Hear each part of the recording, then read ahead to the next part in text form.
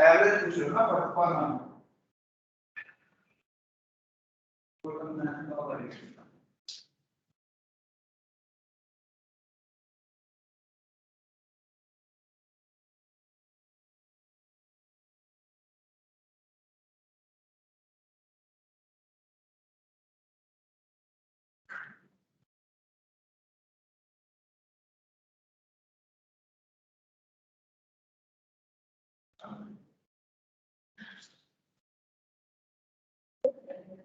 total after March is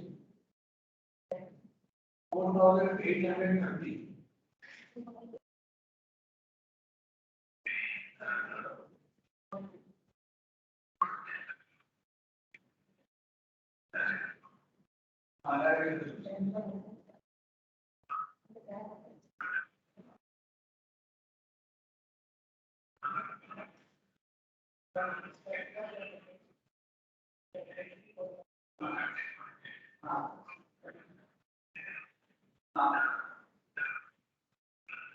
Time like 4.5 to 5 minutes.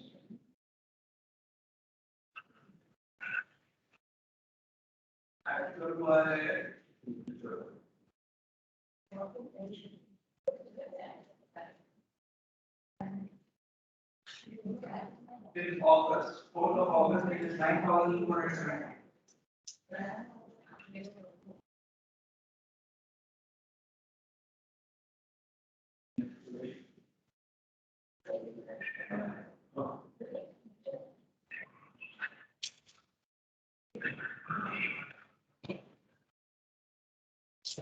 Oh.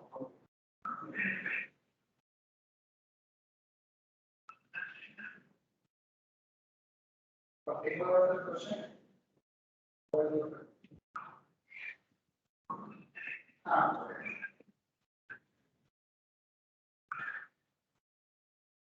Okay.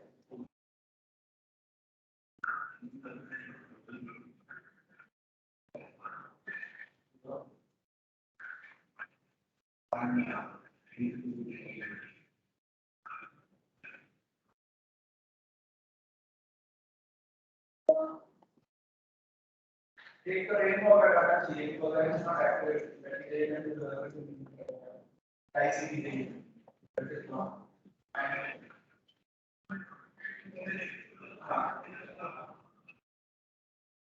दूसरा subject chest का थोड़ा सा लॉकडाउन गवर्नमेंट है और पूरा रिसेंट इन्फॉर्मेशन मिल रहा है और इमीडिएटली पर्टिकुलर कोई बात है तो other that what impact Covid related कितना क्वारंटाइन में क्या हो गया तो 200% में या वो किया रेस्टेंट on a sample visit that we for 1 month they can almost a treatment for the sample यहाँ पर 250 300 भी करे that is for the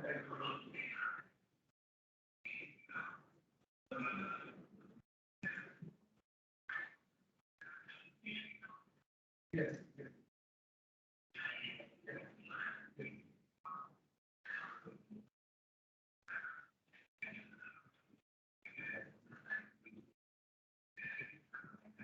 yes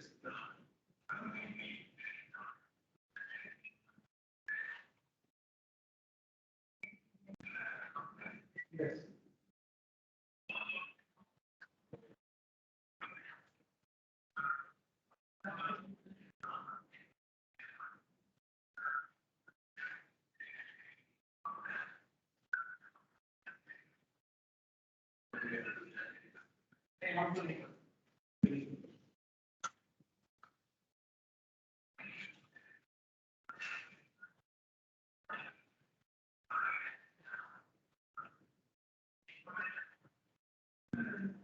correct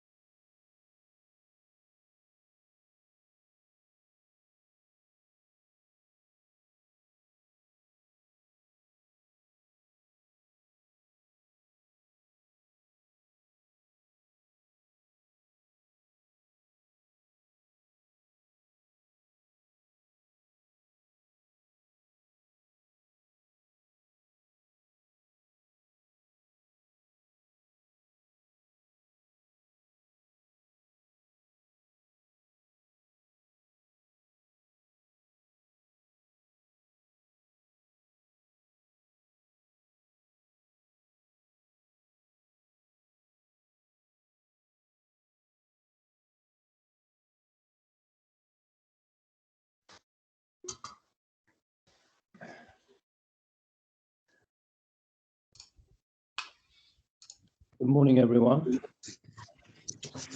Good morning, Justice.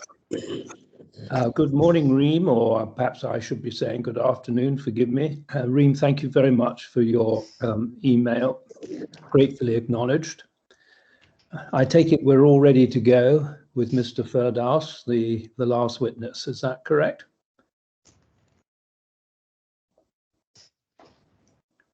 Mr. Barrow, you're muted still. Yes. I believe so. I think Alex is muted at the moment. Apologies. Yes, sorry, Aaron. I was just muted there. Mr. Firdaus, I think you are is online. Landstone Valuations is in the people. Could you put your video on? Yeah. I've received. Well, it's the presentation has been uploaded onto the e-bundle under the last section, later documents, if I can paraphrase it in that way. So once I've sworn the witness, he can go straight into his presentation. Mr. Yes, Firdaus, can you hear me?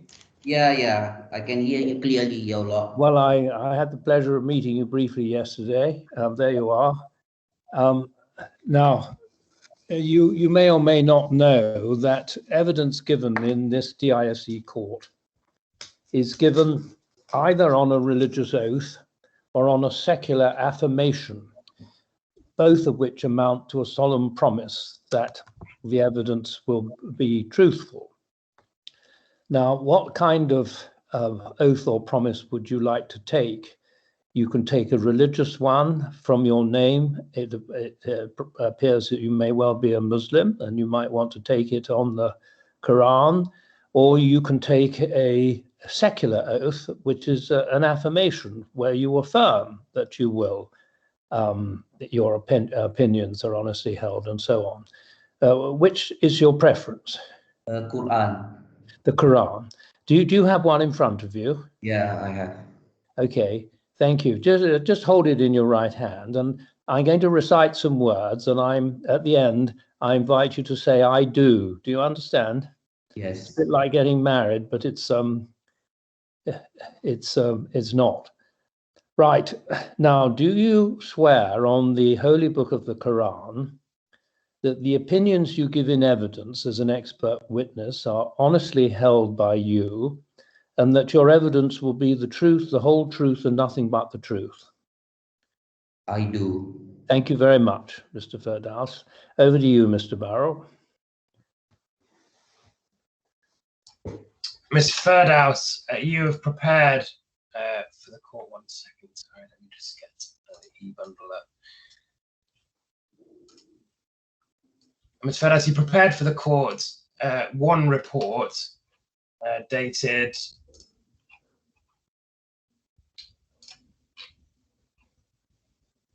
22nd of August. That report, is that your evidence in this case?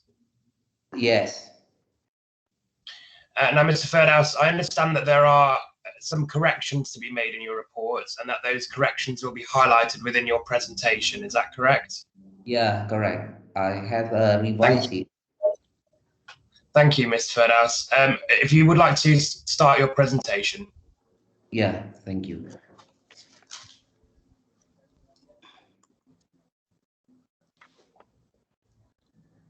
Yes, do go ahead, Mr. Firdaus, or perhaps you're just getting yourself technologically organized. Can you see the share screen? Not yet. No, I'm looking at your presentation as it appears.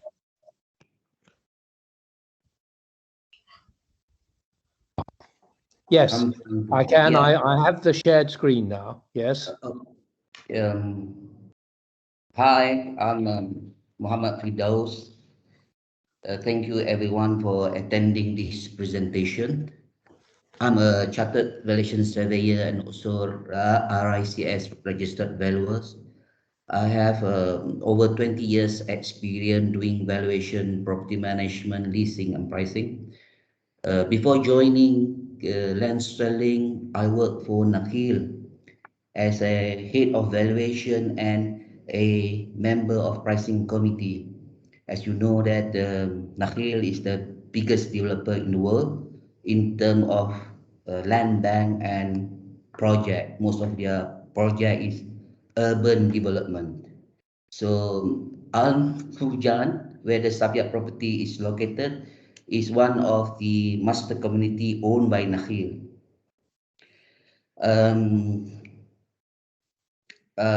In this presentation, I would like to inform what is the methodology and approach to assess the sales revenue. And also my agenda will be understanding master plan for Al Fujan community, snippet on comparison between phase 1 and phase 2 plots. The third point, key observation from market research. Fourth, approach and methodology for financial analysis. 5, financial analysis, various scenario considered in conjunction with Savil's reports. Summary of financial assessment under different scenarios and appendix. I will try to make this presentation sensible and precise for understanding. Let's go to the master plan for Al Fujan community.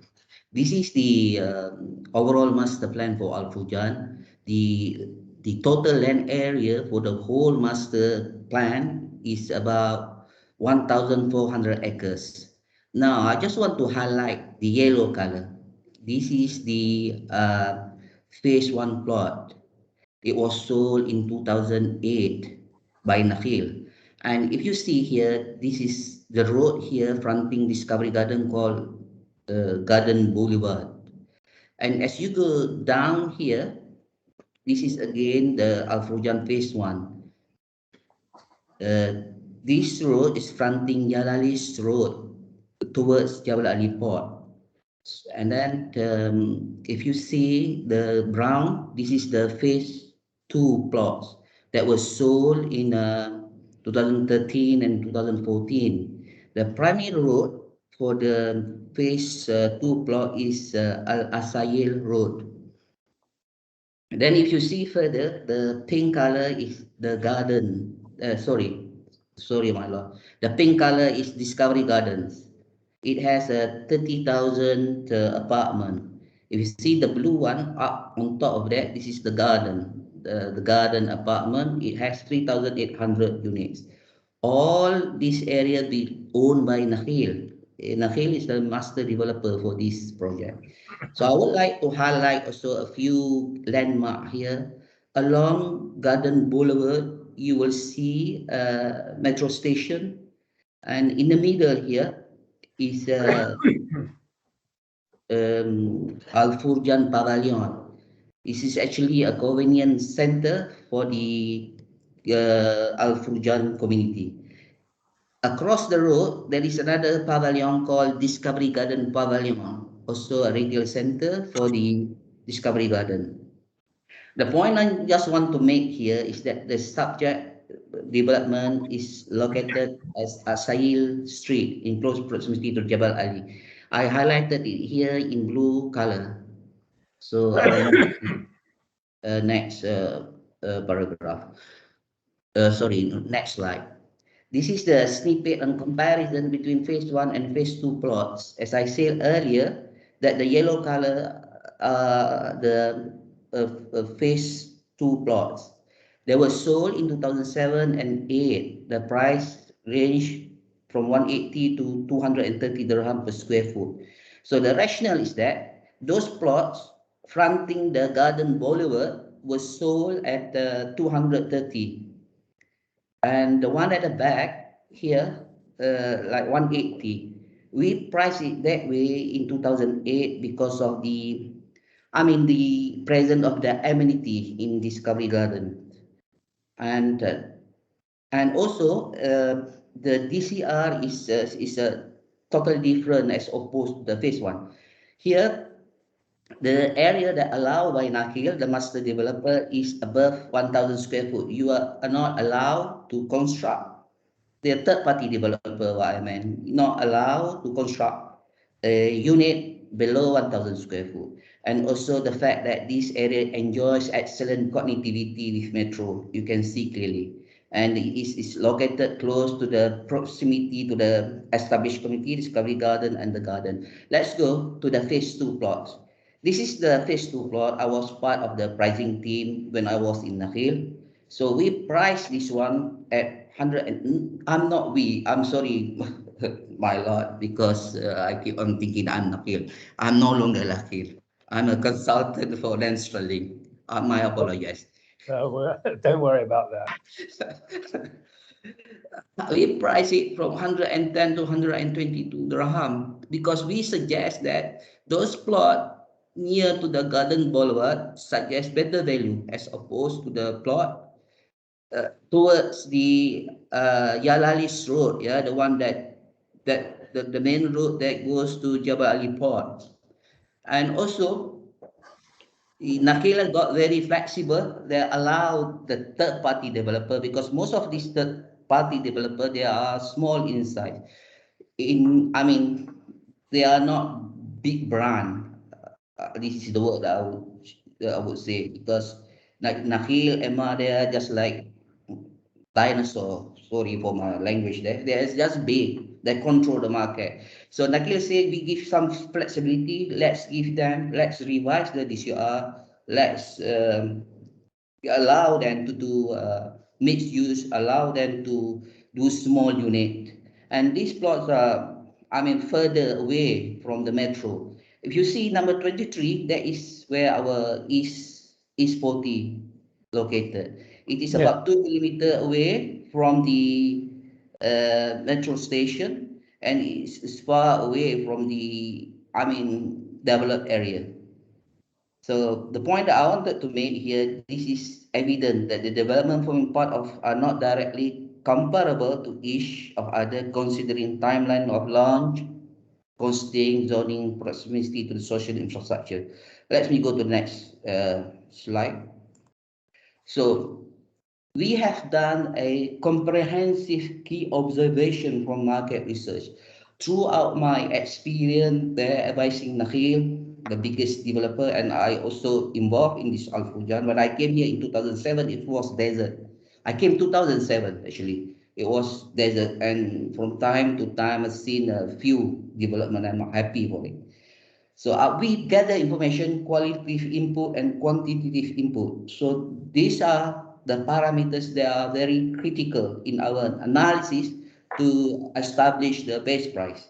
The first one is the revision of DCR by Nakil. This has resulted in oversupply of residential units, obviously, from 2016. And also the delay in construction of Al Asayil Road, which was completed Q3 2019. And also announcement of Metro Line, it doesn't have any impact on the subject property because this is 2 kilometers away. And also oversupply residential units. This is another challenge. And then marketing strategy adopted to sell the units. Then the last point on the qualitative input is the overview of rental market scenario that the strong competition from established rental. For example, Discovery Garden got 30,000 apartment at which 50% of it are owned by Nakhil for leasing and selling. And on top of that, Nakhil got the garden. It has 3,800, over 3,800 units. It's purely for leasing. So these are the challenge that we have identified. With that, it has a correlation between qualitative input and quantitative input. We want to talk about price movement because within that period between 2018 and 2020 was the price was softening a bit. And we look at the absorption pattern also. During that period, it was very difficult for off-plan project to sell because they are competing with ready unit, especially the one fronting the garden boulevard. And the fact that this is the fact, it is very difficult for small developer to sell off-plan project because they are competing with big name like Azizi, Daniel. They are league, so they cannot compete with like Nakil. Nakil we consider as a Premier League in England. So a lot. So that's big MR. So that is so hard for them to sell, especially off plan. Rental trend, we have seen that the rental trend also moving downward within that period, 2018, 2020, and also the occupancy pattern, the leasing to individual also difficult. For example, during that period, Discovery Garden, the occupancy rate like 75%. And unsold inventory. Those unsold inventory, most of the developer, they are willing to give a lot of incentive. For example, they say, if you buy my product, I will waive the service charges for 3 years. I'll pay for you the DLD fees, 4%. Actually, the buyer has to pay 2% and developer has to pay 2%, so 4%. So the developer say, fine, I'll pay for you 4%. I give you white goods. I buy for you fresh, just to stimulate, because small and big developer, they just cannot hold this inventory. They just want to let it go because it's a burden for them. Then I would like to talk also about our approach and methodology for financial analysis. So as I said earlier, we need to understand the dynamic of Al-Fujan, where we have already covered. So we look at the price movement, I explained earlier. We look at the occupancy, unsold inventory, vacancy level from both primary and secondary research. And secondly, because this is a developer, we spoke to the developer, we called them, we asked them what is going on, what do you do? Are you giving payment plan for off plan? Are you also giving payment plan for ready unit? So we establish all this information. And the third point, we check, we analyze the market trend and patterns year-on-year basis in terms of pricing movement, absorption pattern, occupancy level, to establish the base price. And the fourth point, we understanding the macro factor impacting sale. These are very crucial, like I explained earlier in my quantitative.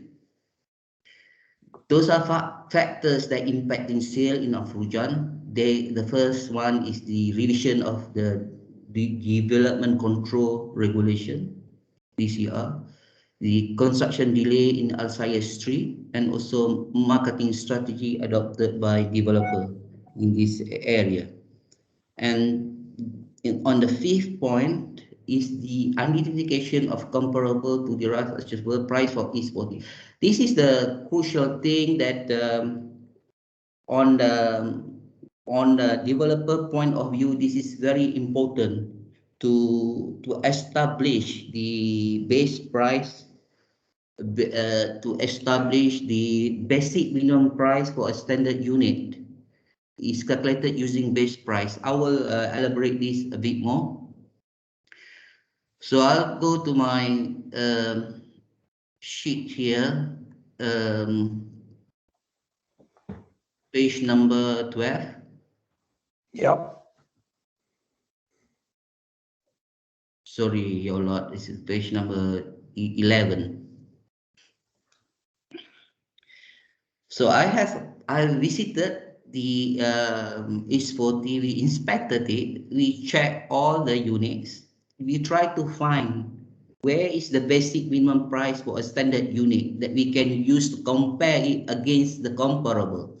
So from my knowledge, from my assessment, I have selected unit number A2 is an apartment, is a 1 bedroom, floor number 1.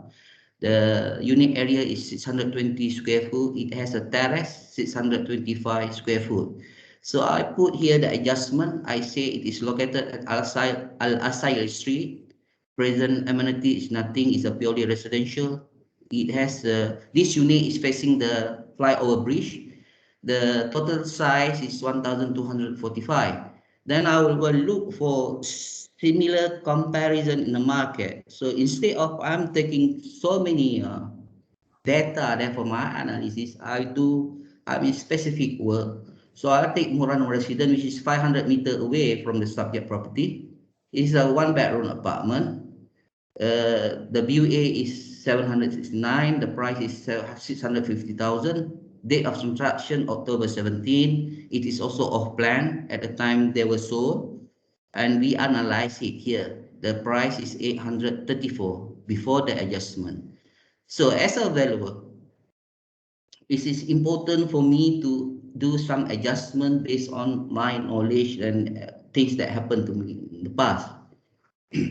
So in terms of location, they are located on the same street, Al Asaya Street, but the Murano has a retail shop on the ground floor, so I minus it 3%. And the subject property has a view of flyover bridge, whereas the Murano is on the road. So what does it mean? It means that the Murano is better than the subject property, so I minus it. By doing this, the adjustment, as per my opinion, is 7%. So I arrive at 776. So what happened is that I'll do it for all the comparison here. So I will get an average price of 760 dirham. So 760 dirham per square foot is my basic minimum price for a standard unit for this 112 unit in East 40. So with that, what do I do? So I would like to go further. So with that, if you look at page 26 of my presentation, so this 670 is a base price for the unit. So I'll consider the view, the corner, the floor, the total. So I will adjust it accordingly as opposed to the subject unit. In the end, you will have a different adjusted value from 760, 783, 798, 798, depending on the orientation, the views, the floor, so on and so forth. So with that, I've got now the total value of 112 unit in the East 40 at 73 million. Now what do I do with that 73 million? 73 million? Yeah, 73 million average at 722. Now is the critical part of it. So now this resultant total share rental value has been discounted to derive the net present value. It is critical to understand the maximum loss of revenue under relevant scenario. So with that 722, yeah. So now we are projecting the financial viability assessment of plan scenario 2017. So now we've got the average of all those units. We prepare our sales strategy. In this scenario, we are saying that this unit will be facing from Q4 2017 to Q4 2019, where we will sell it for quarterly until it finish. So in order to do this, it will take 2.5 years to finish. So on top of that, I'm also proposing the payment plan, which is 36 months as per milestone. So based on that, the revenue in December 18 would be 367. You will get some revenue December 19, 5 million. December 20 staggered is 13 million, December 21, 20 million, December 22, 21 million, until you finish 73 million.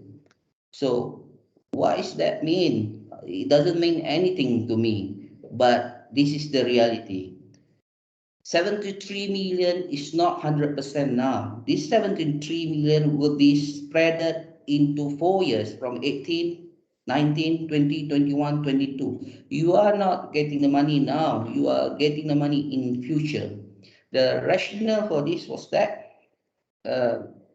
construction, we will have to take into consideration the fact that there will be cost of capital. There is equity and debt, cost of development, and time involved to develop these units, to market these 112 units, and recognize the revenue from sale. So these are costs. So how to do that? We have to look at the net present value. Net present value of money would be 52 million. Maybe this is too complicated. I'll make it simple through my experience with Nakil. When I was working with Nakil, my superior called me. He said, Fidaus, can you come to the boardroom? Then I said, yes, the chairman wants to talk to you. Then I said, yeah, I'm coming. Then the chairman said, Fidaus, have you done the pricing on that 50-story, the Palm Tower on Palm Jumeirah? Then I said, yes, I did, sir. Then he asked me, how much is the gross realization value? Then I said, 1.5 billion, sir. Then he said, okay, how much, he asked again, how much time will it take to sell? I said, sir, this is a high-end and luxurious apartment. It will take 4 years. Then he said, okay, fine. What is the payment plan like? Then I say, 4 years, sir, because our contractor keep on delaying when delivering project. Then he say, okay, fine. Then he say, so what is the net present value? Because you say 4 years, I'll take so long that you have 3 years payment plan. How much is the net value that I will get after 4 years? Then I say 1 billion, sir. Then he asked again, he say, Fidaus, what is the total development cost? Then I say 1 billion, sir. Then he said, no, this is not possible. We should not launch until the market is getting better. I think that's the point that I want to make. Well, what rate of interest were you using for your NPV? Yeah, thank you, sir. 11%. 11%. Yeah. How much was that above EBOR? The EBO in UAE is very low. If I'm not mistaken, it's like 2 to 3%. In 2017? Yeah. I see.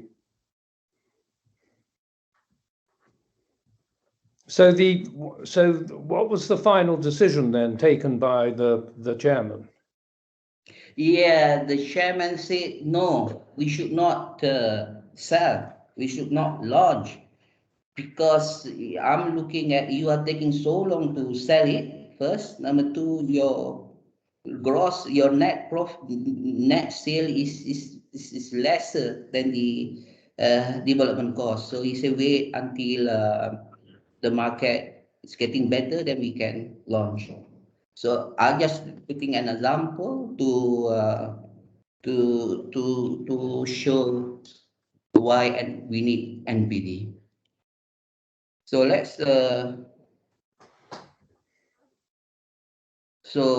I'll go to the next slide. We have done also the financial analysis in various scenarios considered. This is in conjunction with survey report that we have looked at the off-plan scenario that I was just explained. We also look at the sale on completion scenario. We look at the sale on completion scenario also in 2019, also in 2020. On top of that, we are also looking at rental scenario in 2018, 90, and 20.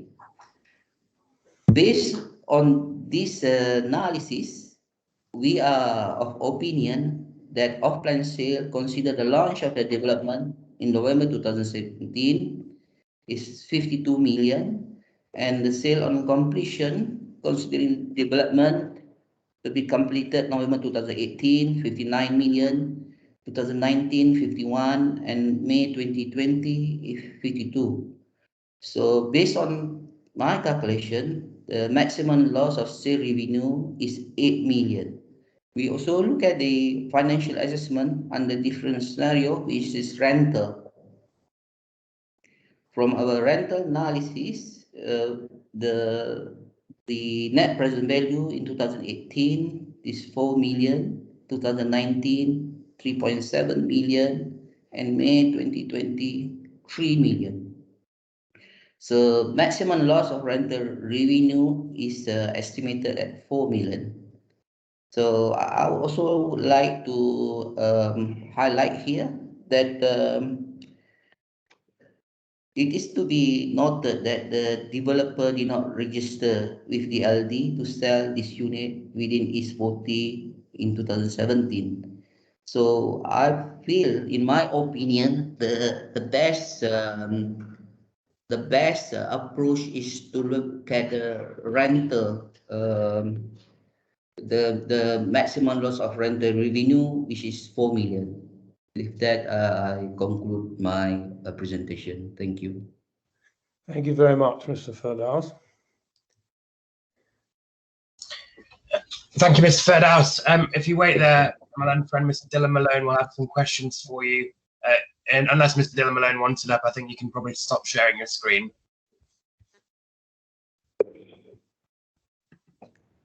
Thank you. Thank you, Mr. Firdaus. I think Welcome. you've now stopped sharing your screen, I think. He Yeah. hasn't. I've still Or maybe got. not.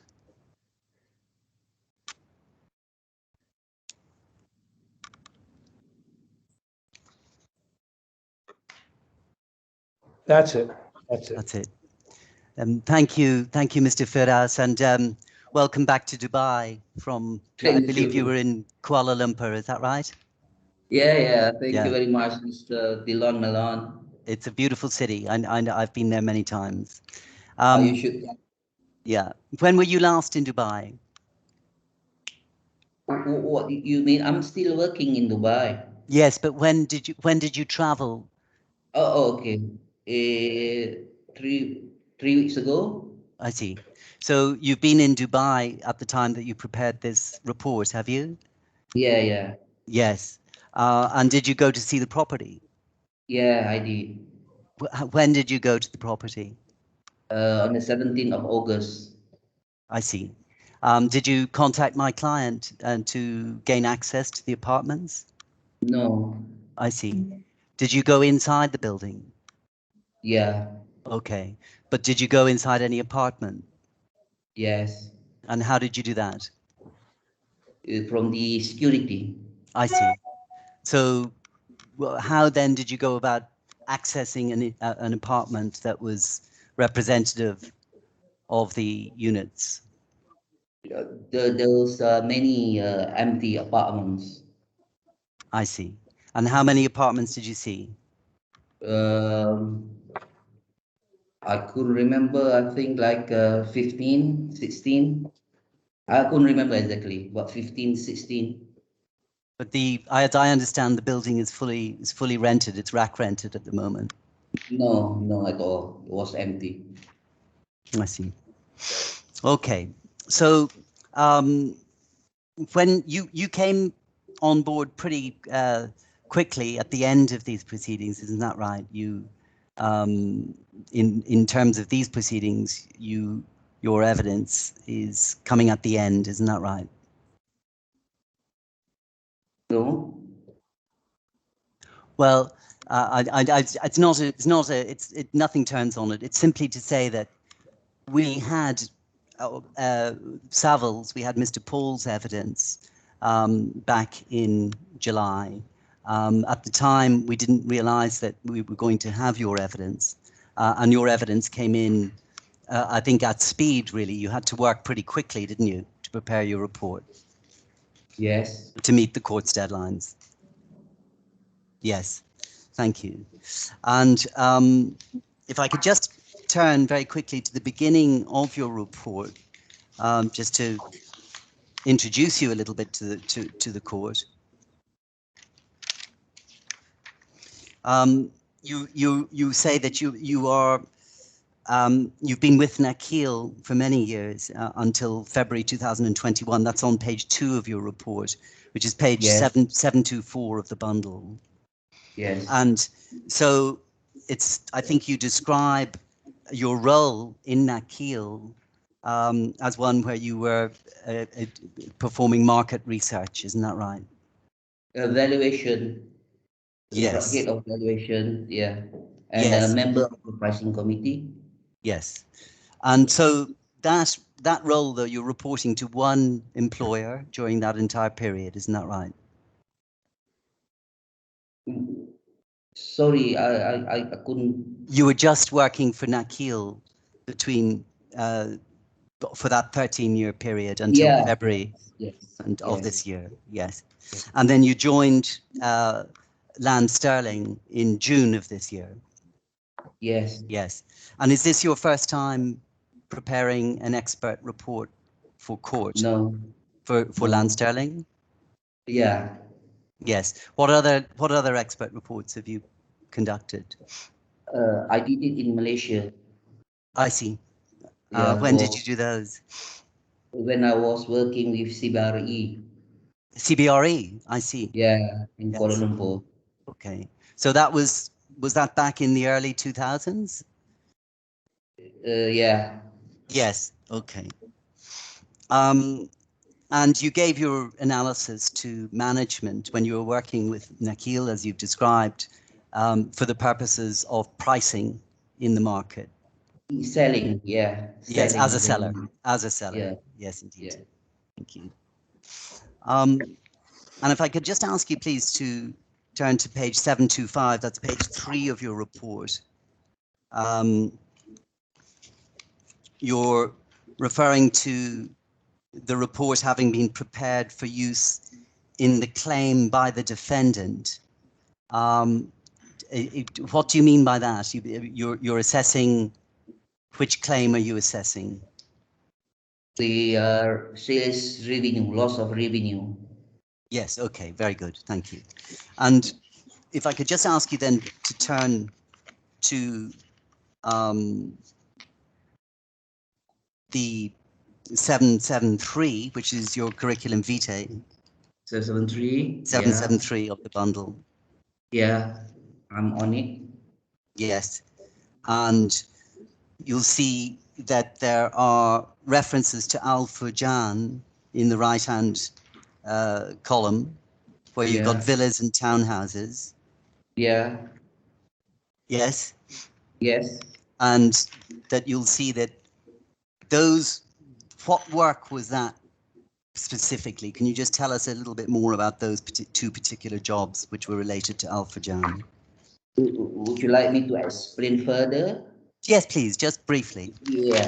On the first one, yeah, comprehensive market research and pricing benchmarking carrying out for Al Furjan package 4 and 6. For who? The phase one, Al Furjan, the phase one, Nakil has got 200 villa that we need to sell it in the market. So Yes. in order to sell this market, we have to do a comprehensive market research, like what I just said to you. We have to look at the payment plan. We have to look at what are the product available in the market. We have to test this unit. How are we going to sell it? In the same way that I did with this is40. So in order for me to establish the unit, I'll check this 200 villa, which one is the worst one. The one is near the exhibition pond, near the station. So this unit will be used as a basic minimum price for a standard unit. Then I will look at other unit. This is fronting the garden, fronting the park. So this unit will be the best one. From this, I will adjust it accordingly. And I will prepare they call it pricing strategy document together with the sales strategy. So I will prepare this one, present it to the Nakil pricing committee. So this committee has got 4 members: CEO, the chief executive officer, Okay. the board member. So what happened is, Fidaus, are you sure what you are telling me? Then I say, sir, it's correct. What you mean correct? Look at Akoya Oxygen, they were selling at 1 million. Look at Nashama, they were selling 1 million. Look at your competitor, MR, they are giving 5 years payment plan. Very You should good. give. So that basically that is my job. Very good. Not even that, Mr. Malam. I priced the whole Nakil community. I see. And did you price it on the basis of a standard unit? Yeah. Okay. Thank you. Yeah. Now, if I might just take you bit by bit, if we could have a look, please, at page 52 of your report. It's on page 774. 774. Yeah. You'll see here, this is your sources of information, isn't that right? Yeah. Yeah. And here, there's a reference to primary research by the Land Sterling team in the left-hand column. Yeah. Yes, and that's to do with internal databases. That's under the column referring to the internal databases that are available to you. Yes. Yes, and those are what can you tell us more about those internal databases? What sources are they collected from? Yeah, the Land Sterling is a property consultant. They have done basically general practice.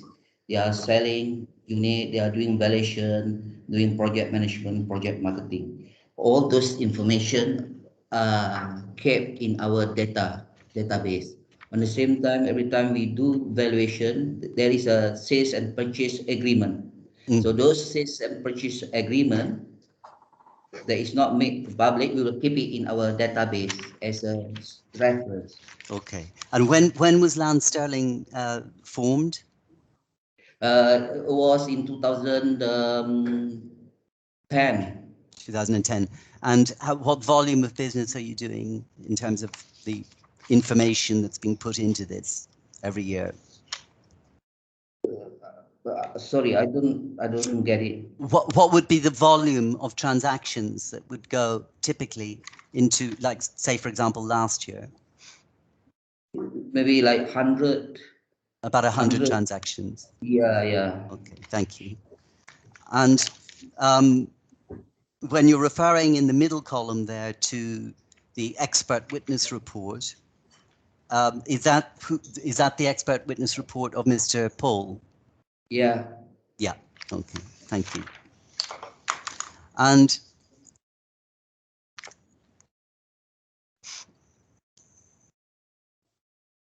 when you were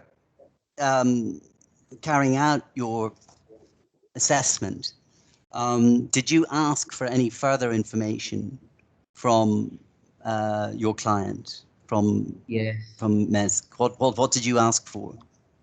A copy of floor plan, a copy of approval. I'll send them a full list of it. I could not recall, but there is a checklist that I send it to them. Sure. Did you look for the actual rent roll confirmation of the rent? Yeah, I asked, but they couldn't give me. They couldn't give it to you. Did they provide you with the witness statement of my client or the witness statements of my client in the proceedings? They provided me with the copy of expert witness report. Just the expert witness report. Yeah. Thank you. Okay. Now, just in relation to your visit to the property, I've been told that our client began to vacate the units with the view to a potential sales strategy starting in about March of this year. And I'm told that that's the explanation for why there were some units empty at the time that you visited. Okay? So I just want to move now to page 896 of your report. Okay. Sorry, 89. I've got. Sorry, that's the Savills reply. Excuse me. Yeah. Yes. Your Honor, just a brief point on that last point that Mr. Dylan Malone gave. That appears to be giving evidence in the court, and I'm not sure that's evidence that we've had before the court. Otherwise, I just wanted to make that point. Well, he says that Well, he said that he was giving the court the benefit of his instructions, so that's its status. And if that is not accepted, and some form of admissible evidence is required, you can let him know, and he can take such steps as he wants to confirm in an admissible way reason. Thank you, Your Honour. Thank you, Judge. I think there was some evidence at the end of Mr. Abul Qasim's cross-examination in relation to the strategy, which was to begin moving towards sales. There was, but we didn't have the focus on the times that yes, indeed, this witness went to the block. Yeah. Yes, carry on. Thank you. Now, if we could please go to page 896 in the bundle. This is Survey's report 896, Mr. This is the Savills reply report. Yes. This is the 7-page reply from Richard Paul, and with reference to the absorption patterns that were witnessed in the comparable buildings.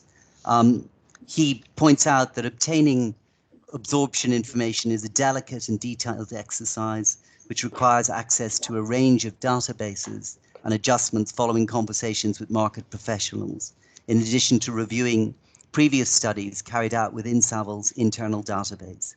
He says it's extremely unlikely for an alternative real estate professional firm to arrive at an identical absorption figures following their own due diligence in the steps outlined by Savills. So I think we had a question yesterday from Mr. Burrell that indicated, I think, your explanation of this, but perhaps in your own words you could tell the court about how and why you adopted the Savills absorption analysis. This is the overall situation. Lens Swelling compare the absorption pattern shared by Saville with the absorption pattern which have been derived based on primary and our secondary research and our also internal database that I just said to you that we developed over a period of time. So we are both in the same line. So when I look at his data point reported by Saville, which is in line with the absorption trend. So we are both expert witness. I appreciate the fact that his data is sound. So for the better off of the court, I use the same figures. Okay. Don't we agree to the number shared by Saville on observation to reduce the discrepancy? That's it. Yeah. But do you agree with Mr. Paul that this type of exercise, if I could ask you to turn to page 541 and 542 of the bundle, this type of detailed, what he describes as a painstaking exercise, that it would take a number of weeks, and it was indeed in his evidence a very significant part of the job of Savills in giving and preparing their expert opinion in this case. Do you agree that this sort of exercise that's identified in Appendix 4? I'm sorry to interrupt you, Mr. Lemon. Sorry, what was the page? I put in 541. I'm sorry, 541. It's the Al-Furjan absorption analysis. My 541 is Mr. Allen's report. Yes. Oh, sorry, that's Mr. Allen's report. Is that? No, that's right. I'm sorry. Yeah. I think that's correct. It's in bundle C at page 541. There should be a table, Appendix 4. Oh. Or maybe I'm going on an older bundle. Excuse me, I'll just mute Yes, myself. take a minute or two.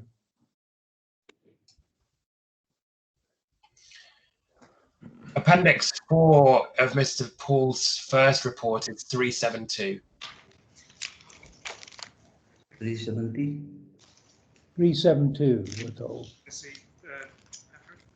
Yes, this one. 373. Yeah, that looks Yeah. like it. It's the same page I was referring to. I don't know, there's a mystery in my bundle, but excuse me. Yeah. So do you see that the Al-Furjan absorption analysis, Yeah, we and the spent. absorption justification, this is the summary of the result of what Mr. Paul described as a painstaking exercise which took him a number of weeks. Yeah, but we spent also 1 week on the ground to verify these figures. I see. So when you say on the ground, do you mean that you prepared the type of exercise that he describes as a delicate and detailed exercising requiring access to a range of databases and adjustments following conversations with market professionals? Yes. So you performed that. Yes. And Mr. Paul says that this would take typically 2 to 3 weeks. Look at all the valuers in town. We are all using the same data from reading, from Dubai Land Department, from Maid, MEED properties. These are the sources of information that all the valuers in town are sharing. I see. Well, I think Mr. Burrell on your behalf yesterday indicated that you did effectively adopt the Savills absorption analysis. Is that fair to say? I mean, it's fine if you did, because you're in agreement, isn't that right? I'm just trying to establish why you didn't mention in your report that you were relying on the Savills analysis. Yeah, this is only data, but I have verified it. I see. But you accept that at page 4 of your declaration in your report, you do declare that in preparing the report and in making the report, you identify all the sources of information. Yes. Yes. And do you not think you should have identified in your report that you were adopting this very meticulous and painstaking analysis and results? But I have written there in my report that some of the information from expert witness. If you look at my report. Yes, you have identified. That's fair enough. You did say that. Absolutely. Yeah. And equally, I think what you've said in your updated report is at slide 8 of the slides that you've just given us this morning. Yeah. And I think everybody has those. Yeah. You say it has to be noted that the exercise has been carried out in conjunction with the approach adopted by Savills. Yeah. Yes. So what do you mean by that? When we assess a sales scenario, yeah, we've got that for November 2017, November 2020, November 2019, and all this scenario is in conjunction with Sahil. I see. Yeah. Well, it's not quite true though, is it, Mr. Firas? Because you know that then Savills and Mr. Paul disagree very strongly with the adoption of a net present value. And that what they say is on the sales that the absorption analysis, which they have adopted very meticulously and very carefully, provides them with confidence to model a sales absorption over the various periods as set out in those numbers and tables. But you didn't do that. you adopted a net, you adopt the absorption analysis, but then you go somewhere else entirely, isn't that right? You adopt a net present value approach. No. I see. So where did you apply the absorption analysis to the sales revenue in your report? If you look at this, schedule, Yes, let's you look can at go it. to my report. The slides or the report? Let's go to the report. Okay. Yeah, you can go to the slide also. Well, what are we going to? The report or the slides? The slide. Slides. Go to page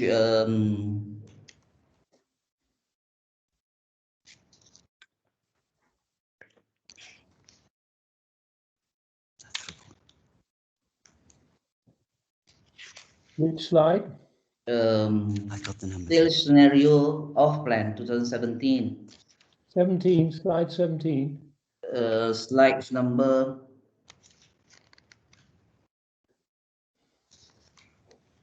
slide number 35. 35. 35. Oh, I think he's referring to the report now. Oh, It's page 757. Is that correct? 757. I seem to have got the right numbers again. Yeah. Yeah. Yeah, that if look at it, sales per quarter, that is the way we face it. Yeah, quarter 4 2017, 6 unit, 2018, 11 units. Yes. And there you arrive at the figure underneath sales phasing. You arrive at 73,493,000. Yeah. Yes. Exactly. But that's yes, we could come back to that, and you adopt a standard pricing for that, which is another criticism, but we'll come back to that. Nonetheless, that 73.493 million is then discounted or effectively ignored, and you apply a net present value analysis to arrive at the 52,484 down at the bottom red band on the same page. You see that? That's what your evidence to the court is. You're saying, based on your financial assessment of the off-plan sales scenario, the net present value of the project is 52,484. And that's what you recommend, isn't it? That the court adopt a net present value approach. Yes.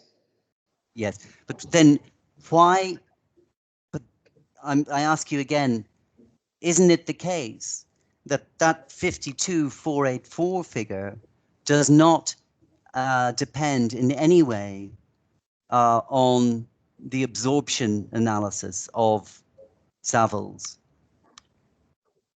No. No, it doesn't. It's arrived at by an entirely different methodology. Yeah. And I think Mr. Paul has said in this that net present value, or maybe I'll just ask you, my understanding is that net present value would be very useful, for example, if you were selling the entire building to an investor. No. But would not be useful when one is trying, as this court is trying to judge, what would the value be if you're selling to 112 different buyers? I would like to explain a bit about it. Please do. Yeah, the fundamental of this net present value is to look at the sales revenue. We are now talking about sales revenue. We are not talking about the valuation of East 40. The valuation of East 40 is 73 million. Is no doubt about it. But this 73 million cannot be materialized. The money can only be collected, staggered over a period of time. because of the money will be, because we are talking from developer perspective, not a purely valuation. But aren't you looking at the market, Mr. Firdaus? You're looking at the absorption rate in the market, and we know two things, or at least from the analysis that you've adopted and from the facts. The first one is the analysis you've adopted demonstrates a level of confidence that there would be a lively absorption rate, a very lively absorption rate in Q4 17 into 18, and various other absorption rates then that alter according to that analysis. That's number one. And then number two, you know for a fact that in May 2020, when this property went on the market for rental, that the occupancy rate went to 80% within 4 months and 99% within 6 months. And just bear with me now on that second point. Mr. Paul has said yesterday that told him a lot of very useful things, because he says in a market which was incredibly difficult for rentals, he said there was no more difficult time to rent in Dubai ever than in May 2020. But in that difficult market, this property, because of its position in the market, rented extremely quickly. And he says that tells you a lot, not just for rental when you move back in time, but it also tells you what the confidence level would have been once the property was for sale on an off-plan basis with a show apartments. So I'm saying to you that those two things are the basis of quite a lot of the confidence, as I understand it, that Mr. Paul brought to this exercise. But you adopt his absorption analysis. You seem to not be aware of or you haven't mentioned how quickly the property in fact became occupied in May 2020, and you've adopted a net present value. Is that, am I wrong about any of that? Yes. Okay. Which parts are wrong? Would you like an explanation? Well, let me ask the question. Maybe no. It's a very long explanation. I just wanted to give you the context. Let me break it down then. Is it true that your analysis does not, your sales analysis and your rental analysis doesn't actually take account of what happened in May 2020? In fact. No, because we were talking about 2017. Yes, but did you take account of what happened in May 2020 and for the few months after that, when you were looking back in time at what would have happened? If you look at as a whole, yeah, the date of assessment is November 2017, November 2018, November 2019, and May 2020. So when I assess the sales or rent, so I will look at the current scenario. Yes. Okay, very good. And then did you take account of the rental, the actual rent roll? You said you didn't ask for it, and it wasn't provided. No, I didn't. You did. Sorry, you said you asked for it and it wasn't provided. Yeah, I didn't. Okay. I didn't. But do you accept now what has been given in evidence in this court, that the rent roll as it now is, and maybe I'll refer you to that to be fair. It's in Mr. Abul Qasim's evidence.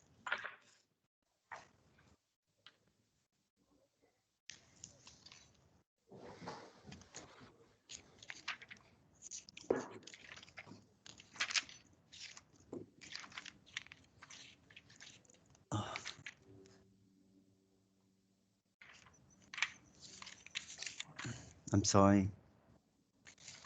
Where is it? Yes, page 277, excuse me.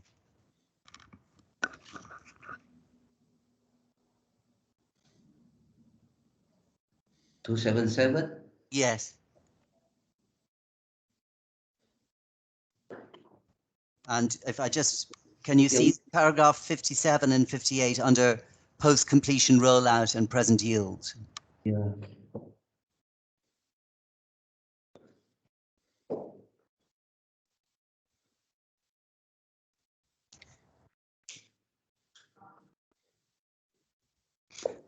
And I'll just let you read those paragraphs. Is that okay? Or Yeah.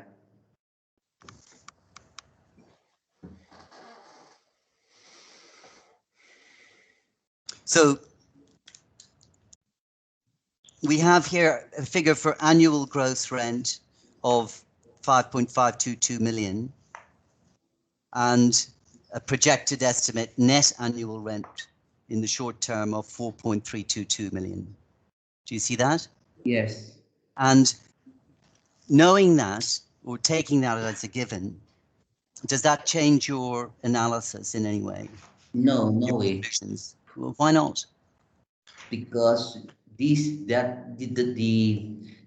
got to understand the short term, the short term contract is very volatile in the market, and also the rent is based on ijari. If we have got like contractual trend that we've got the ijari documentation showing that this is a 112 unit has been rented at 5.5 million, yes, I do.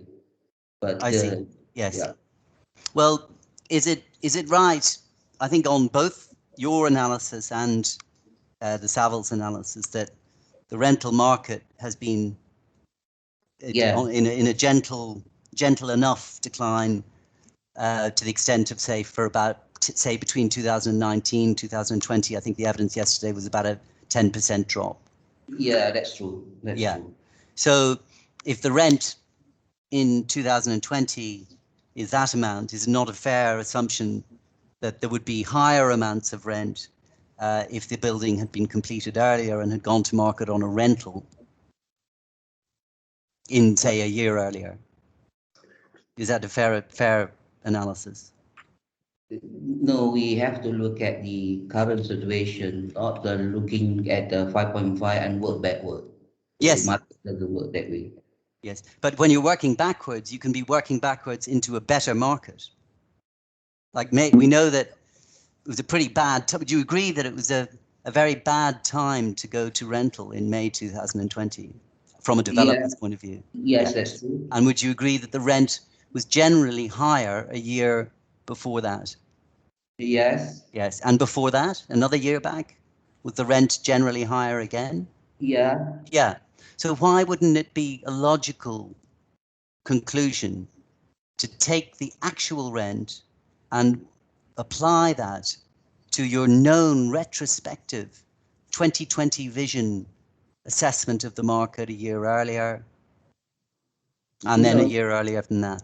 It doesn't work that way. Whatever information that we have to verify whether this is the correct information or this is only asking. That is the key element here. I see. So your evidence to the court is that you cannot take the actual rent roll in May 2020 and use it as a useful piece of information going backwards. Yes. That's your evidence. Okay. So maybe we could just take a quick look at, again, coming back to Mr. Paul's reply report. Could I ask you to turn to page 893? Yeah.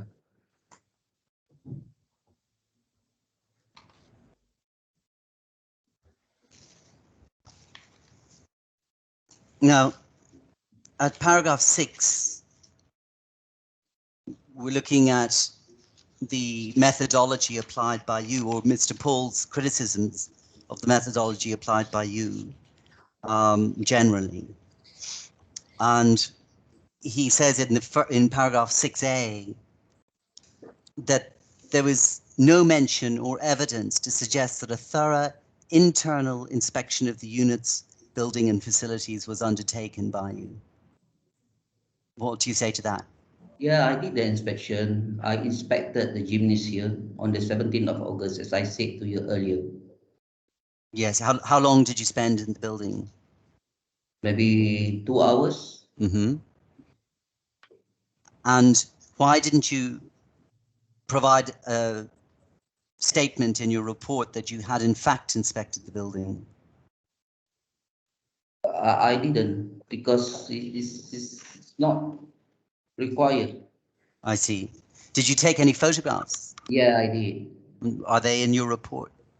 No, I didn't. It's in our folder. I see. Yeah.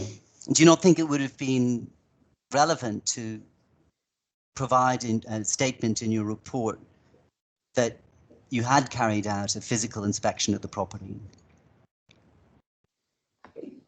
Yes, it's yes, but for this case, we are assessing the sale revenue on the East 40. Mm.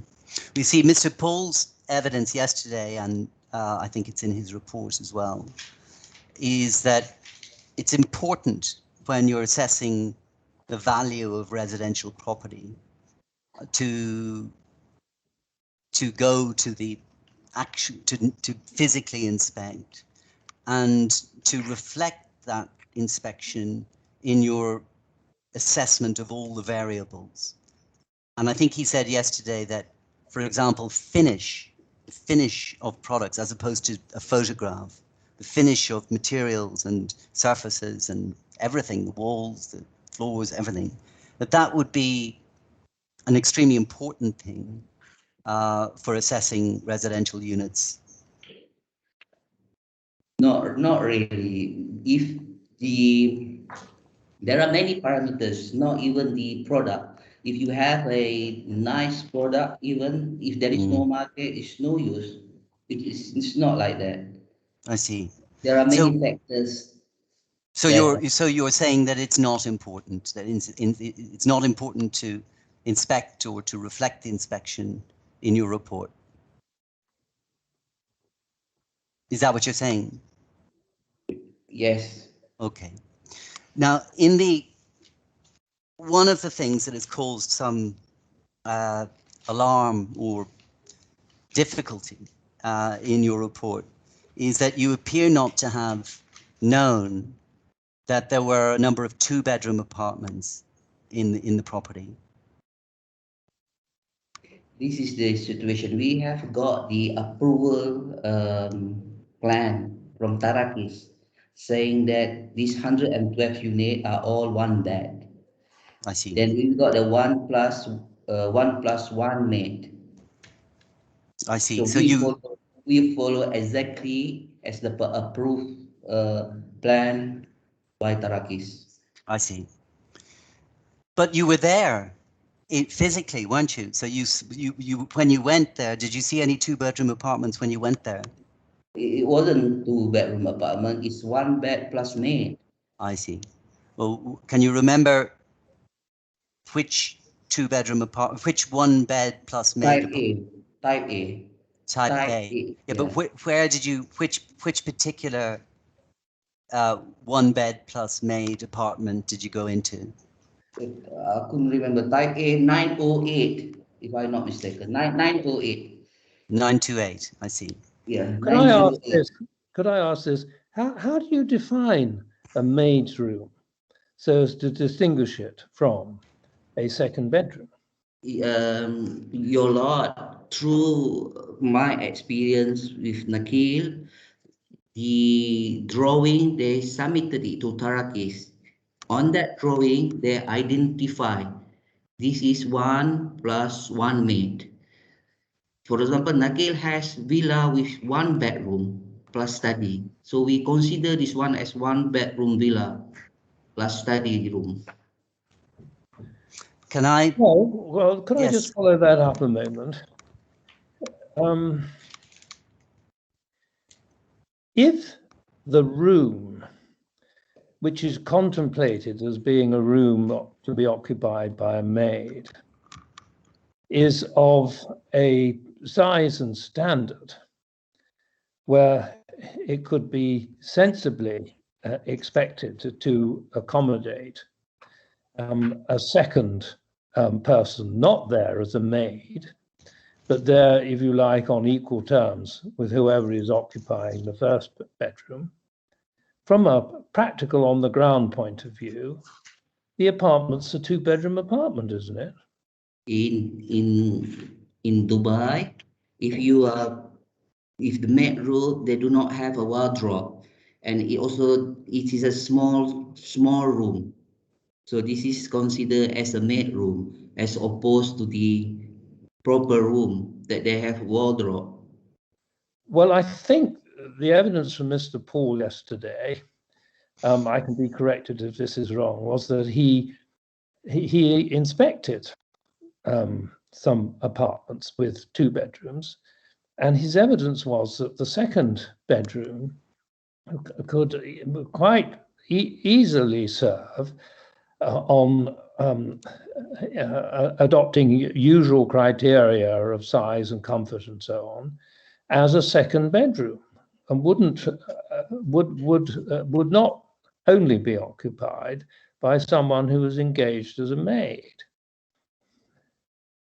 Yeah, this is approved as per the Tarakis. It is stated in the floor plan. What do we say? That this is one bedroom plus maid. It's not defined as a two bed. But you see the point that Mr. Paul's making. I want you to grasp this point, that you have to look at the reality.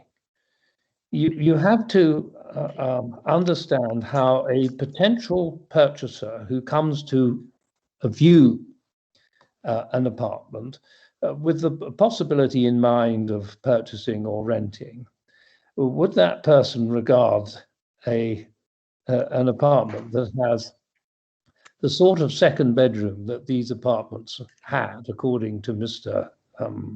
Paul's analysis? Would that potential purchaser say, "Oh, well, that's just a maid's bedroom," or would the potential purchaser say, "Well, this is two bedrooms"? There's some difference between them. One may be a bit larger and have more storage space, but it's a second bedroom. The reality is that the rental for one bed and two bed are very different. This is the rationale behind it. That's your actual range. I see.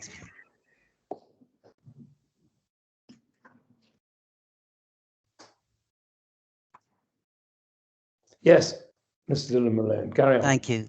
Mr. Paul said also yesterday in relation to the size of the second bedroom that it could accommodate easily a double bed, and he said that there was an adjoining bathroom. Is that right? No adjoining bathroom. I see. Well, the rent that's obtained from, and this is again, these are my instructions, and if Mr. Burrell would allow me to put it to you, the rent would be about 58 to 60,000 dirham for a double bed, for a two-bedroom apartment. Does that tell you anything? No, now let's look at this one bed, one plus bed made is a little bit bigger than the one bed. So of course the rent is a little bit higher than the standard one bed.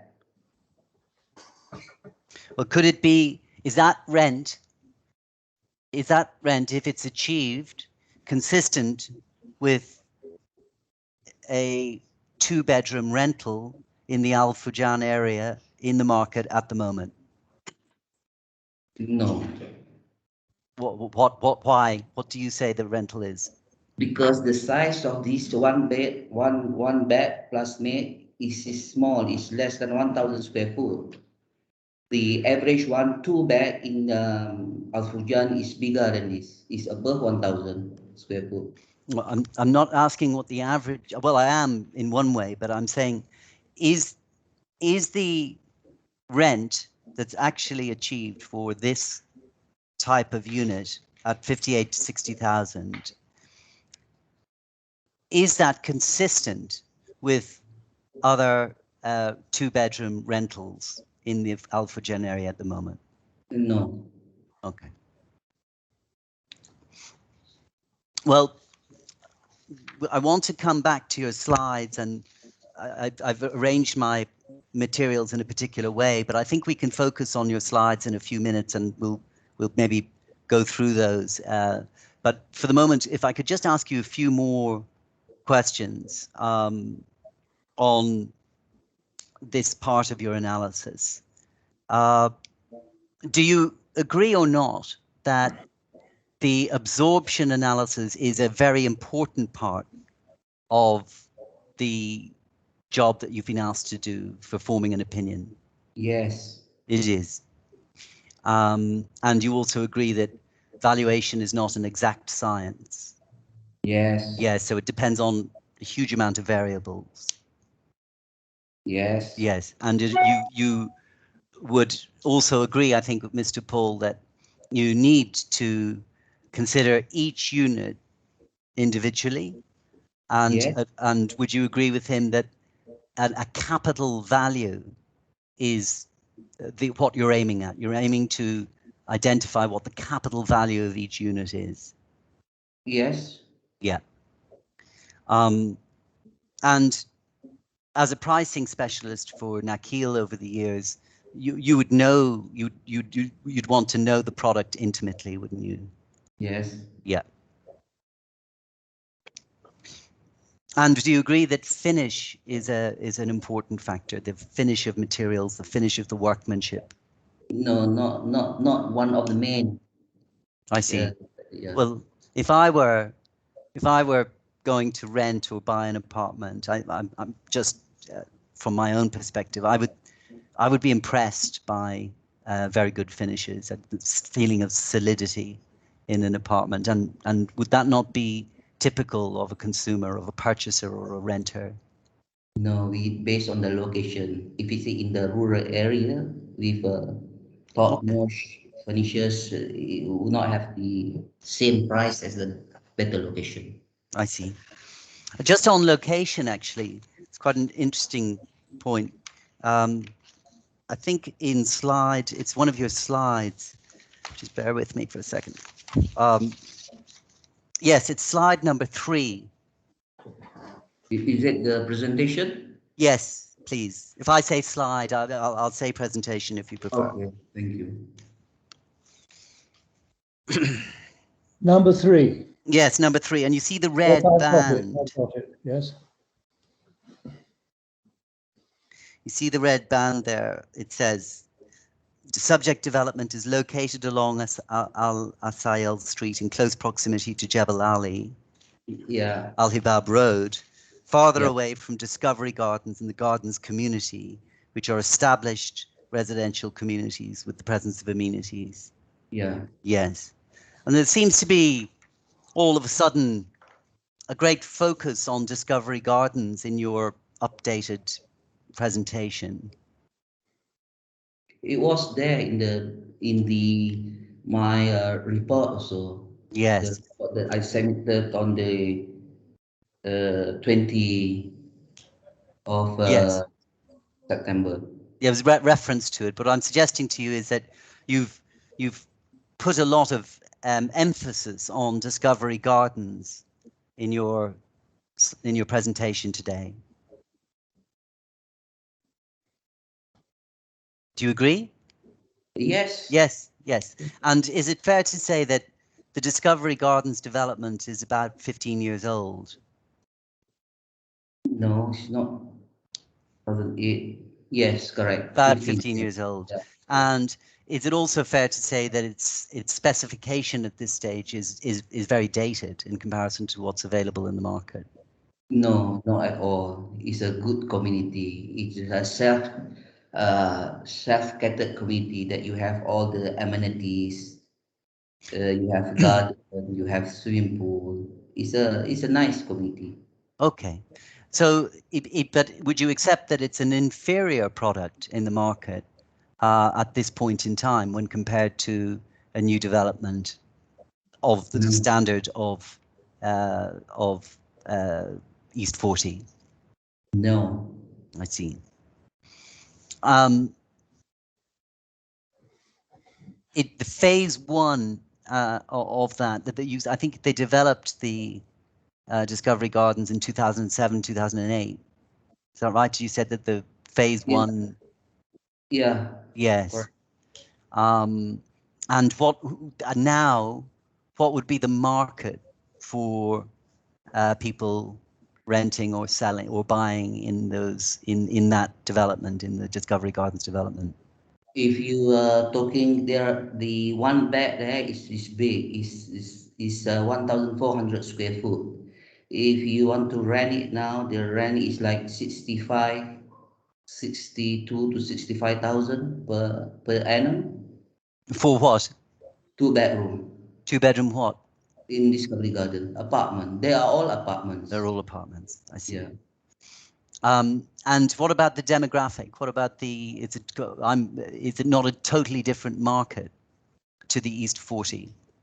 No, this is the same market pattern. Well, you say over the page on your, I think it's slide 5,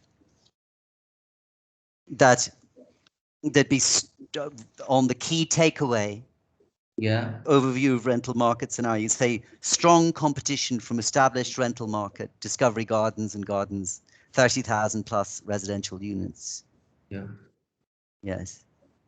So is that not inaccurate to say that these 112 new apartments that are coming on the market or have come on recently in the market in the East 40 have strong competition from a residential development which is 15 years old and is established in a different level of maturity? Yeah, this is based on location. Of course, people will go and rent Discovery Garden as opposed to East 40, which is far from the presence of amenities. Yes. How far is it between the two? Like 2.5, 2.2 kilometers. I would say 2 2.2 kilometers. Okay. And you were saying that if I could just bring you to, I'm sorry, I just find my page. There's a page in your first report where you describe the location. It's page 7 of your first report. Let me, page 7. Yes. And you're the Alpha Jan community, an overview. Yeah. Could I have the bundled page, please? 729, that's the one I have, but I don't trust my own. Yes, 729 is correct. Yeah. Yes, overview, yes. So you say the location between Discovery Gardens and Jebel Ali Village, etc. And then you say strength offers a great ambience for living with quiet environment, proximity to Dubai investment parks and Jebel Ali industrial area. Yeah. So in your overview of in your report to the court, you've actually identified the location as a strength. Isn't that right? This is the strength of this Discovery Garden. I'm referring to the Discovery Garden as one of the affordable community in Dubai. But that doesn't say that, does it? I think when one looks at that slide, the natural understanding I would get from looking at that. Sorry, my apologies. This is the strength for the Al Fujan community. Sorry. Yes. The community, the master plan I'm referring to. Yes, very good. Thank you. Yeah. And so the East 40 building is part of the Al Fujan community, isn't it? This is the key point here, because these plots the development plots that were sold to third-party developer is ancillary to the master community. The Al Fujan itself is designated for villa community, villa and townhouses community. Is the East 40 building part of the Al Fujan community? Yeah, it is. Yes. I just want to go back to page 895. And I apologize for jumping around, but I promise you we are making very good progress. So in terms of time, page 895. Yes. We're Yeah. back to the reply report, and you'll see on page 5, this is page 5 of Mr. Paul's report, where he says, in relation to rents, right down the bottom of the page, Yeah, rents. that the rental sales adopted by Land Sterling for the May 2020 rental summary are on average 18% lower than the actual rents achieved at East 40 for the same date. And the rent applied to the type B, one bed small, is 39% lower than the actual rent achieved. And this irregular pattern of analysis was consistent for the other rental scenarios in 2019 and 18. You see that? Yes. Yes. So what was your basis for arriving at these much lower rental? We have checked the listing within the subject property during the specified period of May 2020, which reflect the rental, which are in line with our assumption. So we look at that point of time, we look at the comparison. That is the basis of the rent that we recommended. I see. The comparison of? Similar units within I our see. property. Yeah. Yes. But at this point in your first report, Mr. Paul has made the observation that you had very, very limited comparables, both for rental and for sales. No, we have put that in the expert witness report. Yes, and he summarizes it on the same page. If you go up to comparables, Yeah. he says you've included a total of 13 comparables across the rental scenarios. However, only 5 are 1 and 2 bed topologies, and the remaining are studios and 3 beds, which are less relevant to the exercise. So you have since then, in your presentation today, I think if we go to slide number, I think it's slide number 21.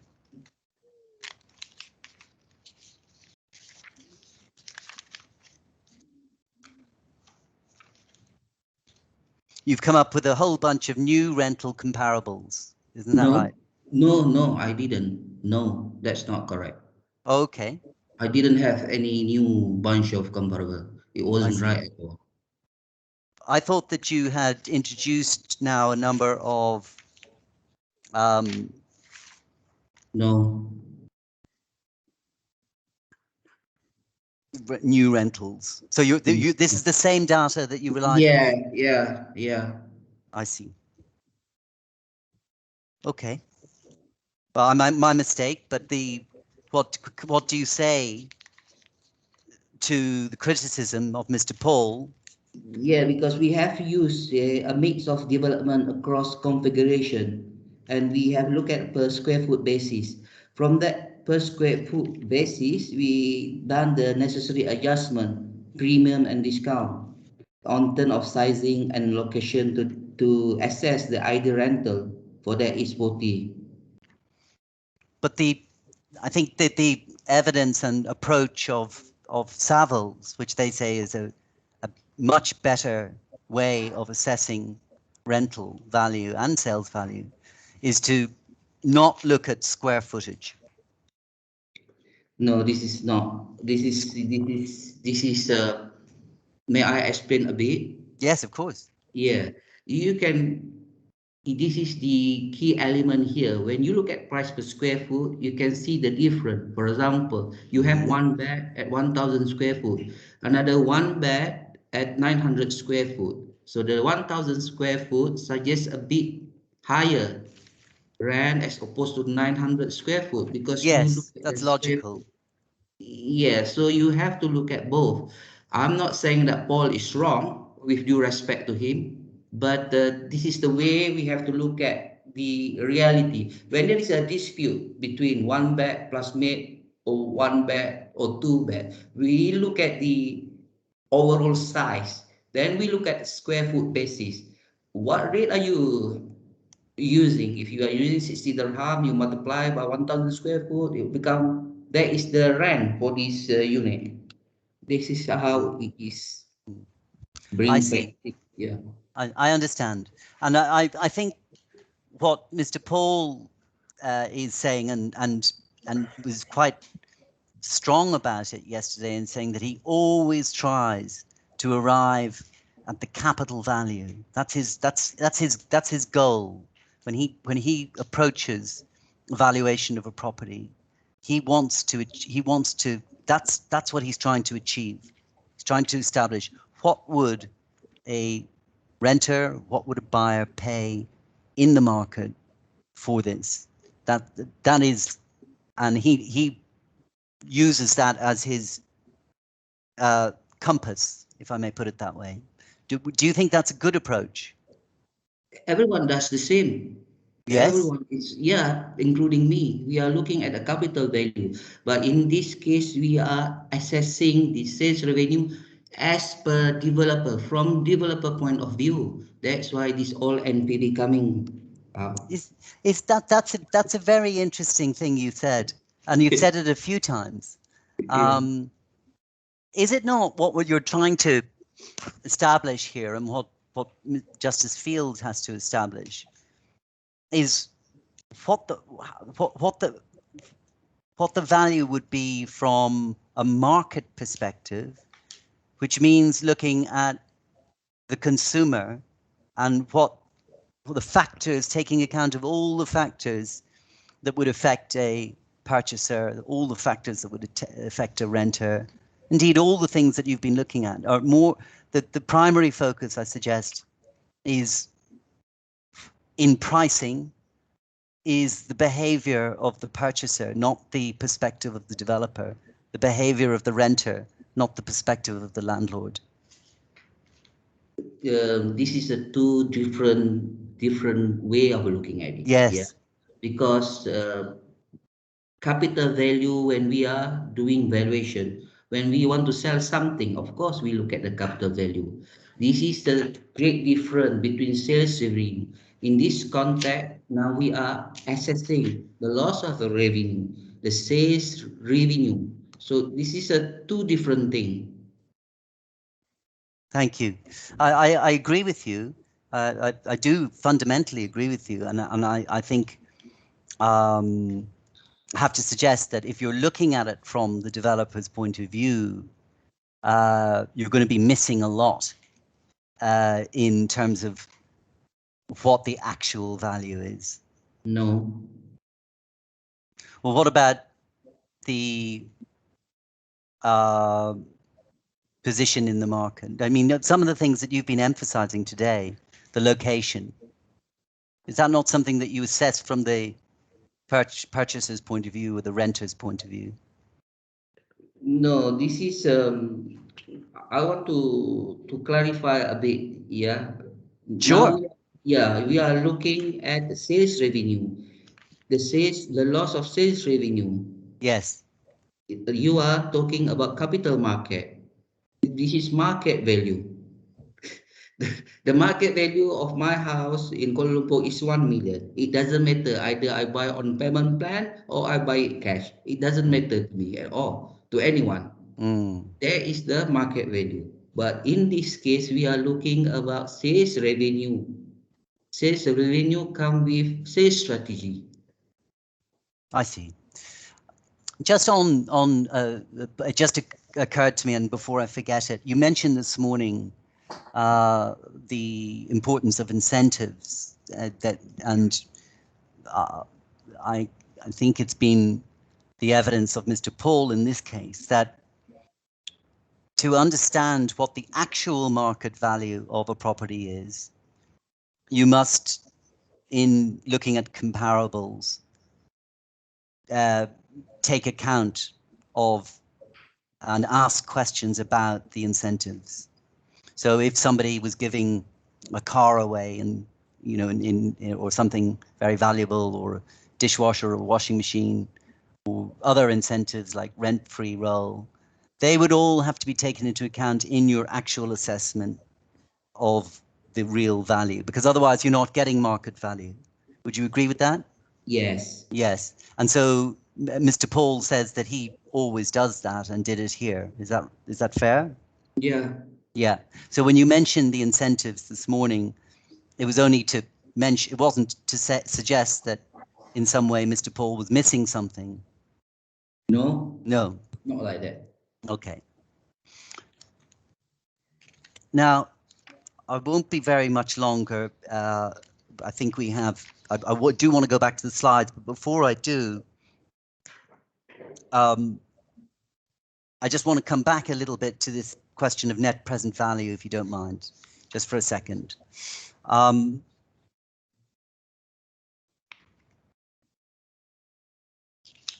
If we look, for example, at, go back to slide 16.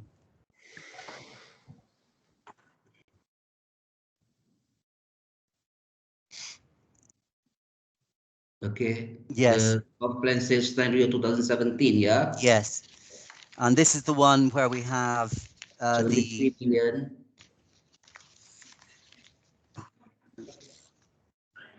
This is the one where we have the 73 million becomes the 52 million. Yes. Sorry, give me the page again, please. I'm sorry. It's today's slides, and it's slide 16. It's page 13011. Slide 16. 13011. Okay, I'm just scrolling down. 16. Yes, I've got it. Thank you very much. Thank you. So this is the one we looked at before, and the 73 becomes the 52 because you're applying a net present value. And if we look over the page, oh, sorry, excuse me, the page before, I'm sorry. The page before, it's slide 15. Yeah.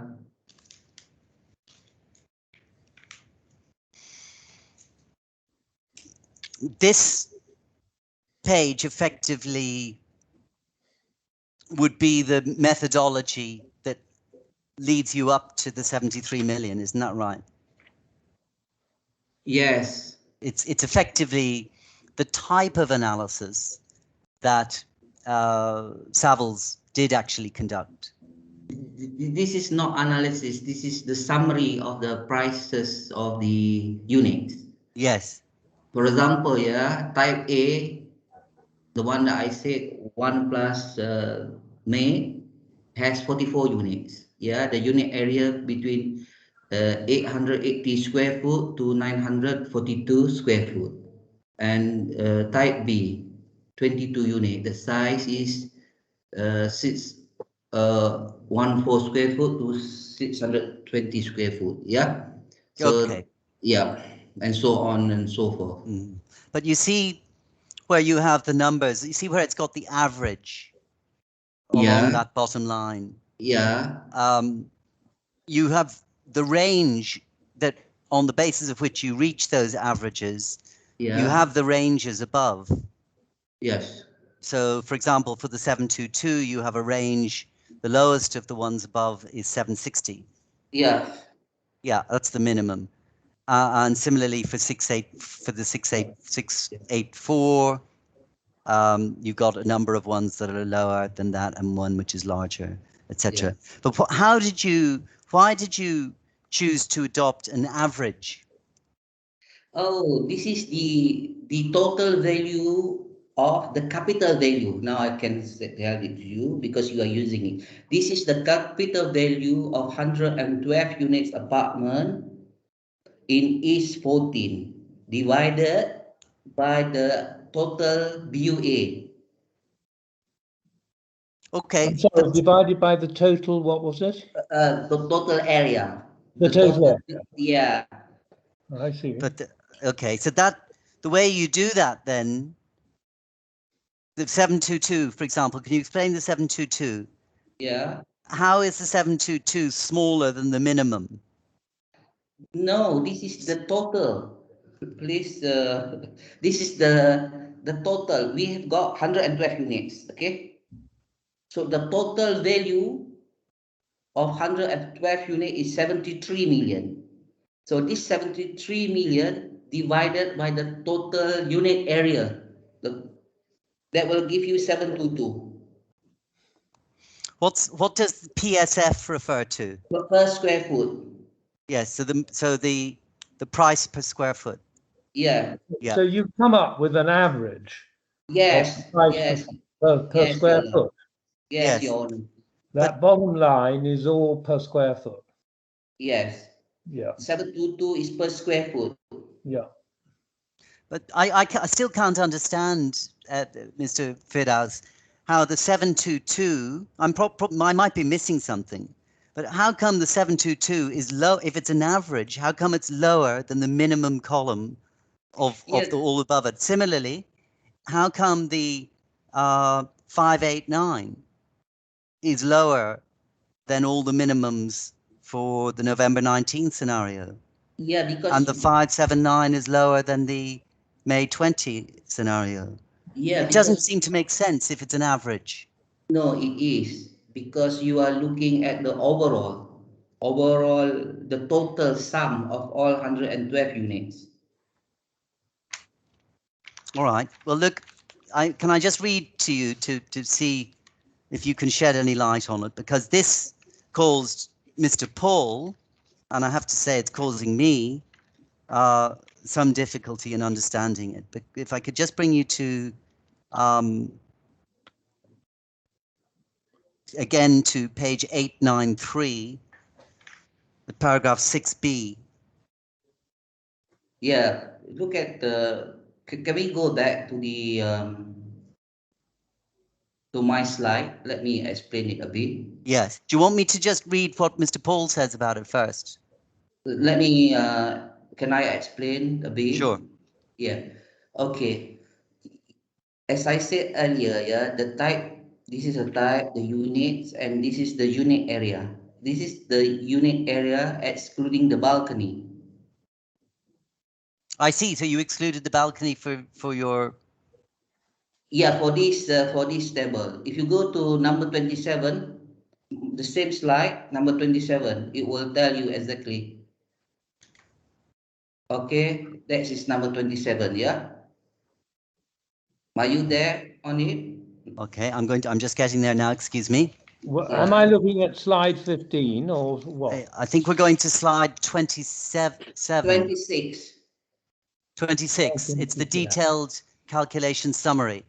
Yeah. It's You have on page, I'm sorry, Judge, I'll get you the page in a minute. Well, I can just scroll down to it. 13021. Okay, well, I'm just getting there. Yes, I'm there at slide 26. Yeah. yeah. So you see there you have got the unit area square foot. The total unit area for 112 is 87,000 square foot if you look at the bottom. And then you have got also the balcony and terrace area. The total area is 14,300.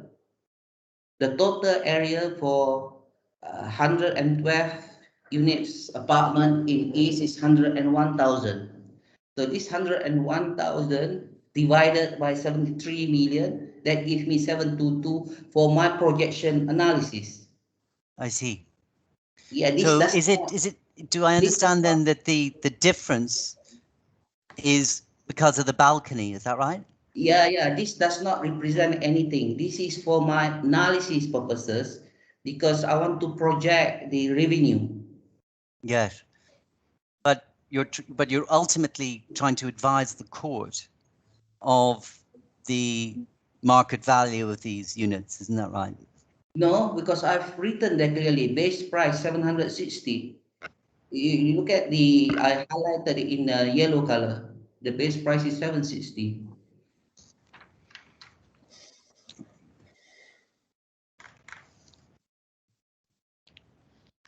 Okay, I think we'll move on to, if I could ask you to look at back to 893, and this is coming back to sales now. At 6B, Mr. Paul says that for the sales scenario, you only have 3 comparables, or all 1 beds, and these 3 comparables were then subject to pricing adjustment exercises, which he says was subjective and difficult to decode, and they resulted in adjusted sales rates for the comparables. These adjusted sales rates were then averaged to arrive at an ideal base price. However, a further reduced figure was then adopted, for reasons unknown, within the financial viability assessment sections across all scenarios. And he says this triple exercise, adjustment, averaging, and reduction, resulted in a reduction of about 13% from the market comparables to the adopted sales rates for the financial assessments. Is that a correct description of the stages of your approach? No. Okay. Can you tell us why, having looked at the comparables that you identified as relevant, you then applied a number of hatchets to that figure? Yeah, look, first of all, we did comparison. Yeah, we have adopted 3 comparison. We adjusted it accordingly. Then we say that the base price is 760 dirham per square foot. I see. And if I could just point out, in comparison, over the page, on page 4 of Mr. Paul's reply report, underneath comparables in the paragraph beginning Savills, he says Savills in comparison have included a broad range of verified transactional evidence for both 1 and 2 bedroom apartments across all scenarios. For example, transactional details for 12 1 bedrooms and 9 2 bedrooms were provided for the November 17 scenario. The comparables identified by Savills were selected to include sales from both off-plan and secondary sales from established and emerging developers and across a range of built-up areas in order to provide an extensive range of market evidence and price tones. The transaction dates for all of the comparables were also within a 3-month window in order to maintain market relevance for all scenarios. Do you accept that if that is correct in terms of the amount and type of comparables that are adopted within those timeframes, that represents a superior comparable basis for this court than the one that you have given? No, the thing is there is no point giving 100 comparables if it's not comparable to the subject properties. I see.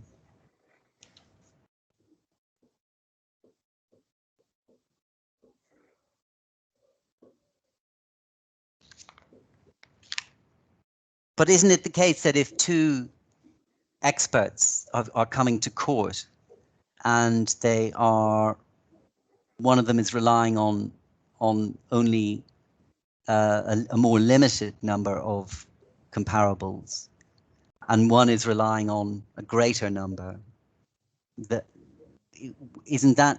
the opinion of the expert that's built on the greater number of comparables have an inherent greater confidence? Can't the court be confident based on the number of comparables that the other expert's view is to be preferred?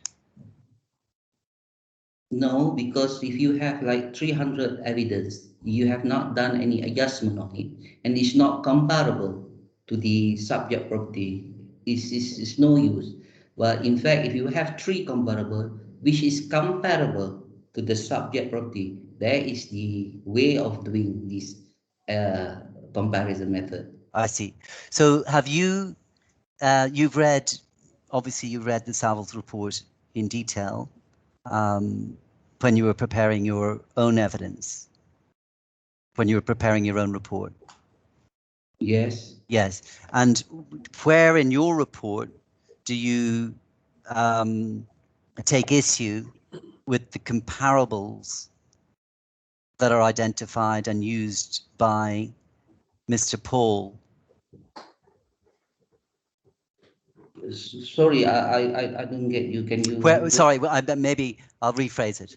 Yeah. Where in your report do you criticize and explain your disagreement with the comparables used by Savills? Yeah, in these rebuttal reports, I think. In which? In the my I rebooted his report. Okay. Can you was it today, you mean? No. It was submitted to court, not today. The supplemental report. But you I thought you just had one report, Mr. Firdaus.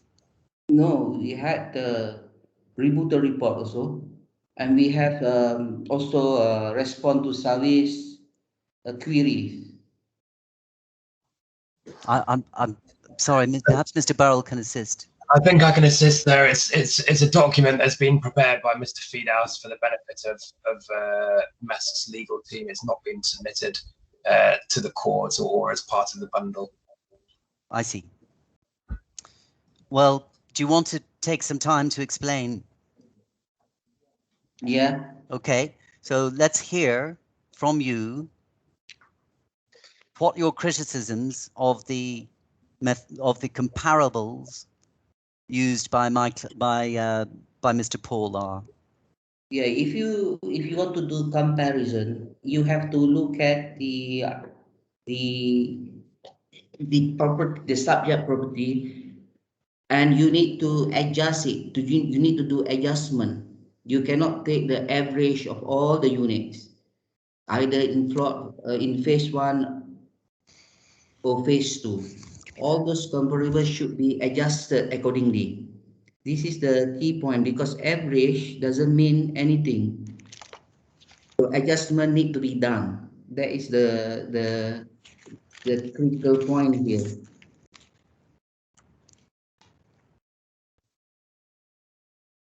I see. And can you bring us to the pages of Mr. Paul's report that you are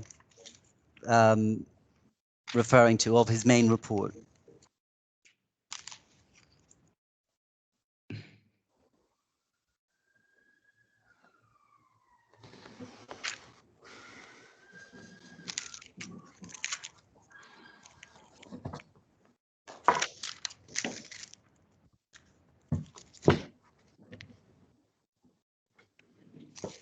Yeah, look at the page 44 of his report. Yes. I think that's page 504, is that correct?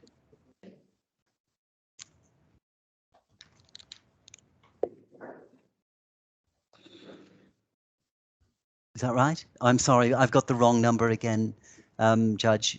It's for some reason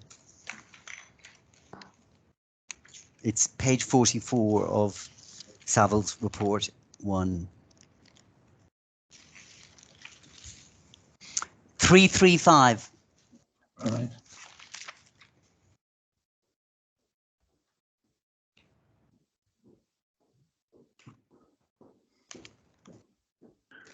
Then look at it here. Yeah. Are you on that page? Yes, thank you. One bed pricing comparison. Look at this type of plan Al-Fuad. Average size is 811. Average price is 697. So the average rate is 853. Okay. And as you go down, you can see again, no, this is not appropriate comparison as it is located in Garden Boulevard. So what does that mean? You have to do adjustment on it to reflect what is the fair capital value of the unit And how do you do that? by doing adjustment. Yes, but how do you identify the adjustment? Yeah, I did. You offer by the building location, corner, is it facing the flyover? Yes, but if something is comparable, uh, it's again, it's not an exact science, is it? Yeah, but you need to do adjustment. The word here is adjustment. Yes, If but you want, let's focus on comparable for a minute first. okay. If you have something that is comparable, then you're already taking into account the differences, the reasons why it's the same and the reason why it's different. That's what an expert valuer will do, isn't that right?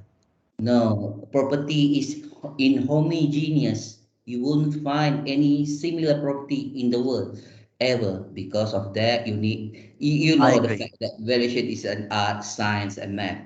Because of that, you need to do some adjustment on it. I agree, This is but fact. I totally agree. Mike, what I'm saying to you is that the adjustment is done when you're arriving at your, when you're not after. In fact, Mr. Paul did adjust. His evidence to the court was that he takes account of everything and No, adjusts by he did. reference to the comparables He didn't before he, adjust his base price. no, but He did. before he arrives at a conclusion of the property that he is assessing, he takes account of the differences with the comparables. Is that No, fair? no, he adjusted the end product. He adjusted 112 units in East 40. But the comparison, he's using average of all the 300 or whatever numbers here. Yes, but he doesn't, I don't think he uses averages.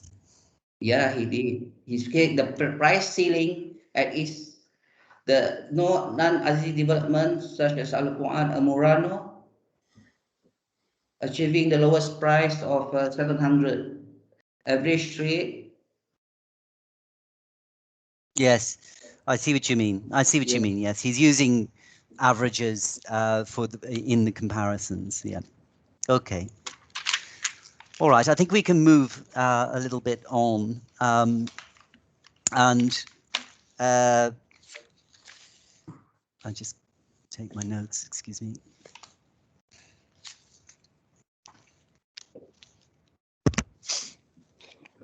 Do you accept that the East 40 building was 80% occupied within 4 months of being going on the market? No. Okay. Do you accept that it was 99% occupied within 6 to 7 months? No. Okay. And until recently, do you accept that it has been occupied and rack rented until recently? I went there on the 17th I of understand that. Yes. It was 20 units empty. Yes. So on what basis do you apply an occupancy rate which is so much lower? I think your top occupancy rate is about 75%. Is that right? Yes. And you've applied that to all the rental scenarios? Yeah, because Yeah. of the churn and the vacancy structure. Yeah. And what I've said to you before, I'll just say it again, is that Mr. Paul says that you can have a high degree of confidence from, and it's an unusually good position for experts like you to be in, to have that evidence of how the property performed in May 2020, and then you take that backwards, and that, I suggest to you, would give you a very high degree of confidence that the property would reach full occupancy within the periods identified by Mr. Paul? No, because the majority of rental development achieve only occupancy of 65% to 75%. Yeah. All right. Can I ask you to turn to page 8 of your slides this morning?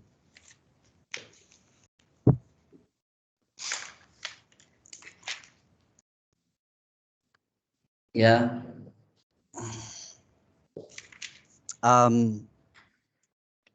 You make a criticism here, or you make a very important new analysis in terms of the sales scenario. No, it was there. It was there from the beginning. Was it? But you're saying that in March 2020 was when the property was registered with DLD. Is that right? Yeah. And you're saying on the basis of that, you're discounting any sales scenario. Yes. And is it not the case that in March 2020, you know that Panther had taken over the property from the contractor, from MESC, and was completing it? You understand that, don't you? That the sequence of events was that my client had taken over and was completing the project. Okay. Do you know that? Yes. Yeah. So wouldn't it be logical for my client to register the property with the DLD at that point to get ready in case they chose to go to the market when it completed? Can you rephrase it? Isn't it that Panther completing the project in the spring of 2020, that they would register the property with the DLD in order to be ready to go to a sales strategy if they so chose when the property was completed?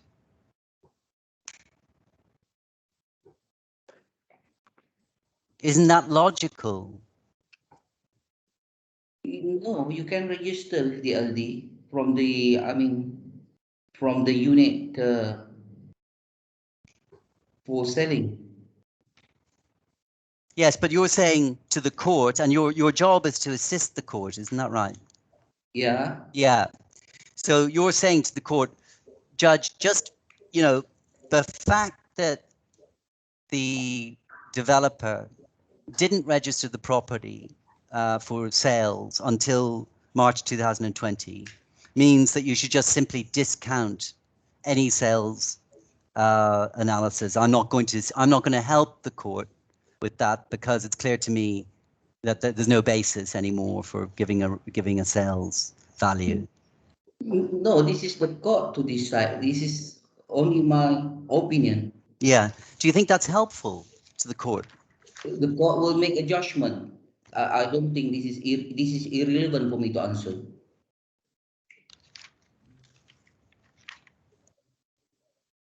Thank you. Those are my questions, Mr. Firdaus. Thank you.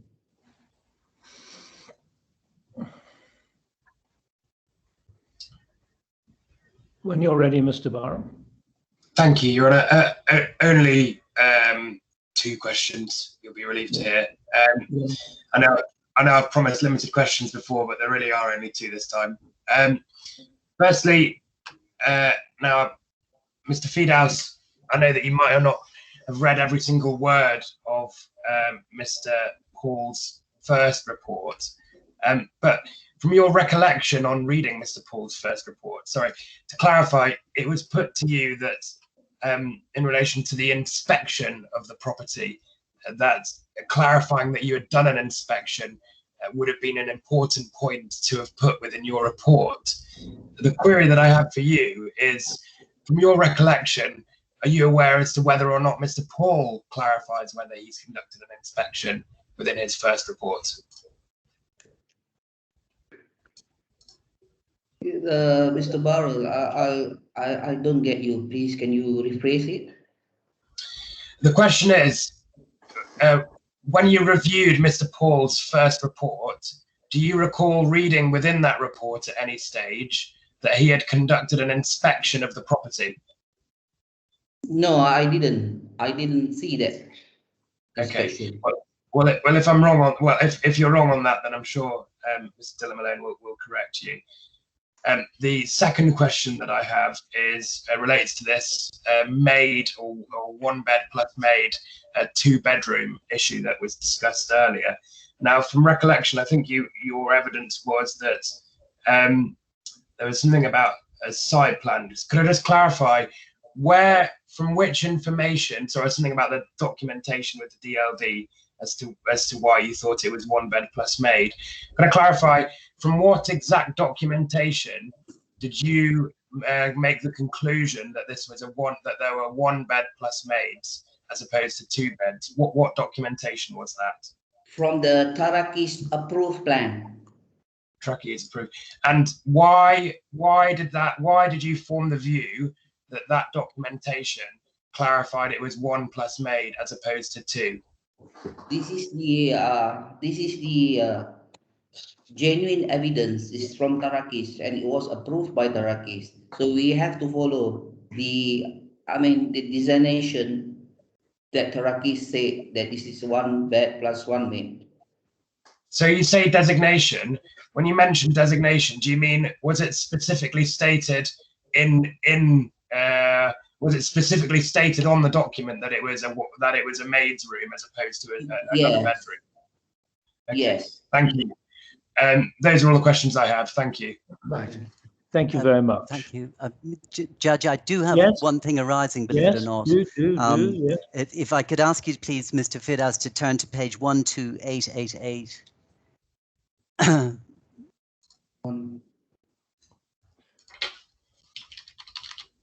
Yeah.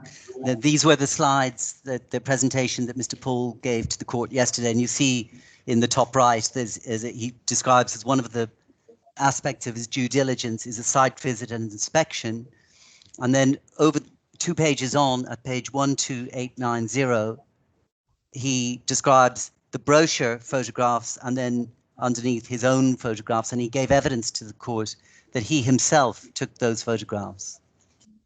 If it assists Mr. Dillon Malone, I don't challenge the point that an inspection was undertaken. It was more about. I see. I'm sorry. Excuse me. Yes, indeed. Thank you. Right. Well, Mr. Firdaus, that concludes your evidence. Thank you very much indeed for making yourself available and dealing with the many questions which you were quite properly asked to respond to. The court's very grateful for all the witnesses, but especially important witnesses like yourself and Mr. Paul, who are expert witnesses, whose evidence is going to play a very important role in the final determination of this matter, for such witnesses to attend, to produce their reports and to attend before the court as you have. So you're released, and you go with my thanks. Thank you very much, Mr. Firdaus. Thank you, Your Honor. Thank you, Mr. Consul. Thank you very much, Mr. Firdaus. Thank you. Thank you, Mr. Firdaus. Thank you. So, Mr. Firdaus, I respectfully recommend that you go now. You've probably got other things that you would rather be doing than continuing to listen to one or two housekeeping matters that I'm going to discuss with the learned counsel. But it's up to you. Now, we're going to have closing submissions. And these closing submissions are going to perform a very important role because this is quite a complex case. There are a lot of facts and a degree of fairly deep analysis, I think, is going to be necessary of the facts, bearing in mind the legal structure, if I can call it that, of the dispute between the parties.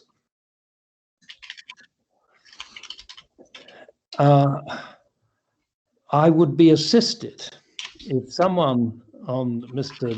William Malone's team could identify those parts of the contract and of the, can I call it the protocol, that has been relied on for the correct approach to take when one's looking at delay after, if you like, after completion, or at least after the end of the contract, and have those put into a Word document for the obvious purposes.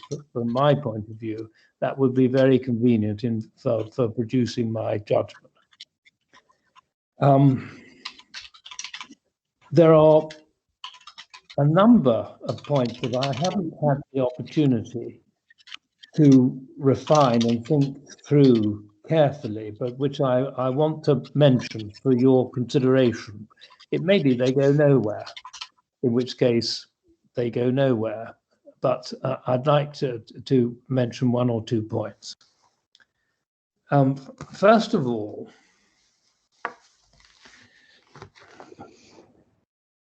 is it agreed between the parties that pursuant to the, I think what's called the protection or the protective principle, that should the court conclude that delays which in the first instance are relied upon to justify a claim for liquidated damages and to liquidate the call on the guarantees, turn out on examination to be ill-founded, because the true analysis is that such delays as they were that took the total delays up to these vital levels were not caused by the contractor, but were either caused by the actions of the employer or were the result of situations which were not at the contractor's risk.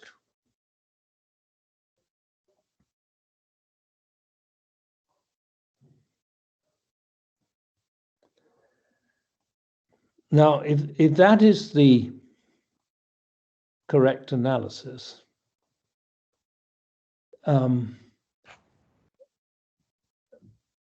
the question as to what the correct approach should have been by the delay experts in examining the true state of the delays relied upon is very important.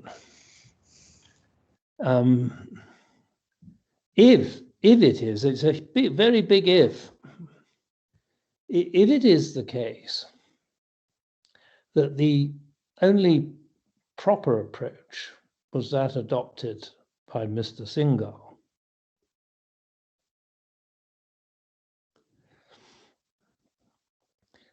is the consequence of such a finding that the court must or would be inclined to accept his conclusions as to the extensions which ought to be granted by this court, and to the extent that when those results are taken into account, that the actual delays fall short of the trigger number for the liquidated damages and the calling on the guarantees, would mean that there can be no valid claim for liquidated damages, and the calling on the guarantees was not justified.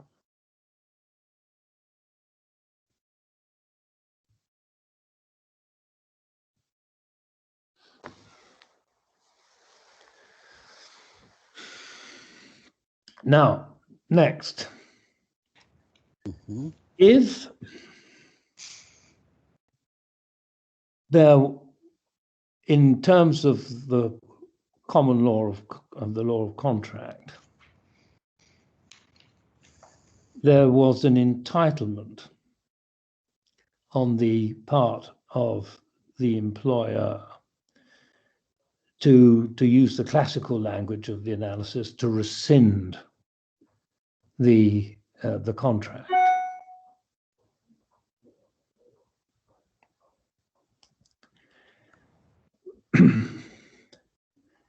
That would have to be on a basis that excludes questions of delay, assuming the outcome of the first broadly stated point that I've raised with you.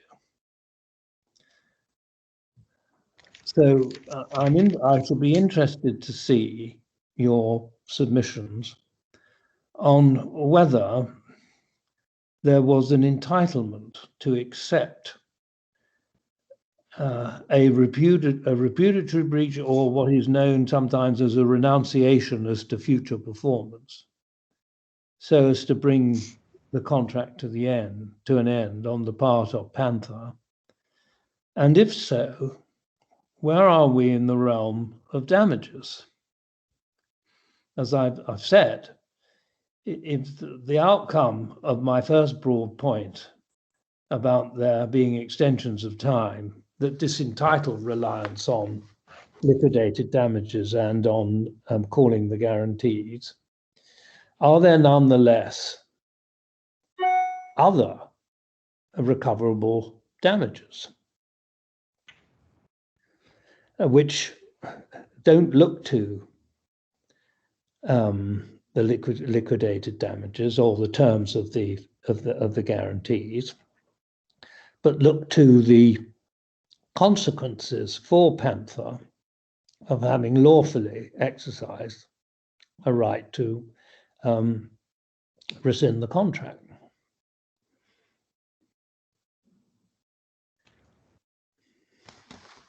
See, one of the things I'm going to want to have explored is Mr. Allen's evidence that he was constrained in his approach by not having, I think they're called the P6, is that right? The P6 files? Now, we didn't hear, I think I'm right in saying, from Mr. Allen that he had, in fact, looked at the P6 files once their existence had become known in order to determine exactly what constraint he was under. If it had the P6 files, what difference would it have made to his approach?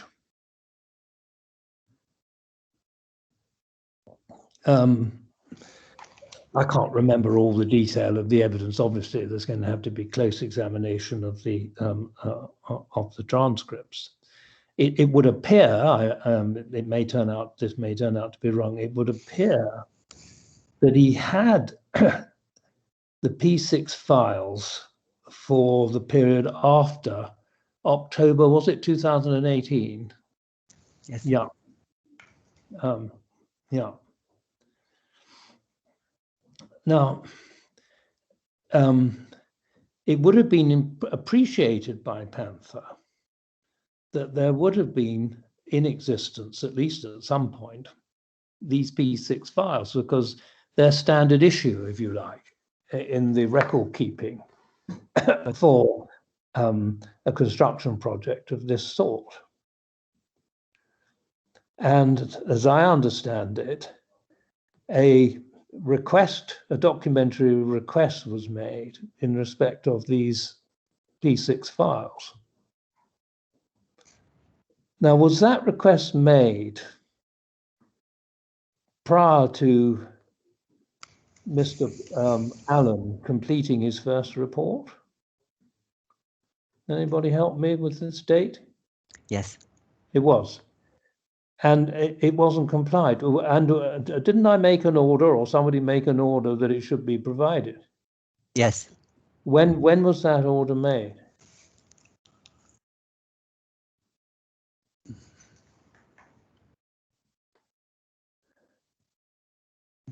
No, it's not the case management. 23rd of May. 23rd of May. And was a time stipulated in which those... Yeah, by the 6th of June. So that was well before the service by Mr. Allen of his first report. His report wasn't... Yes.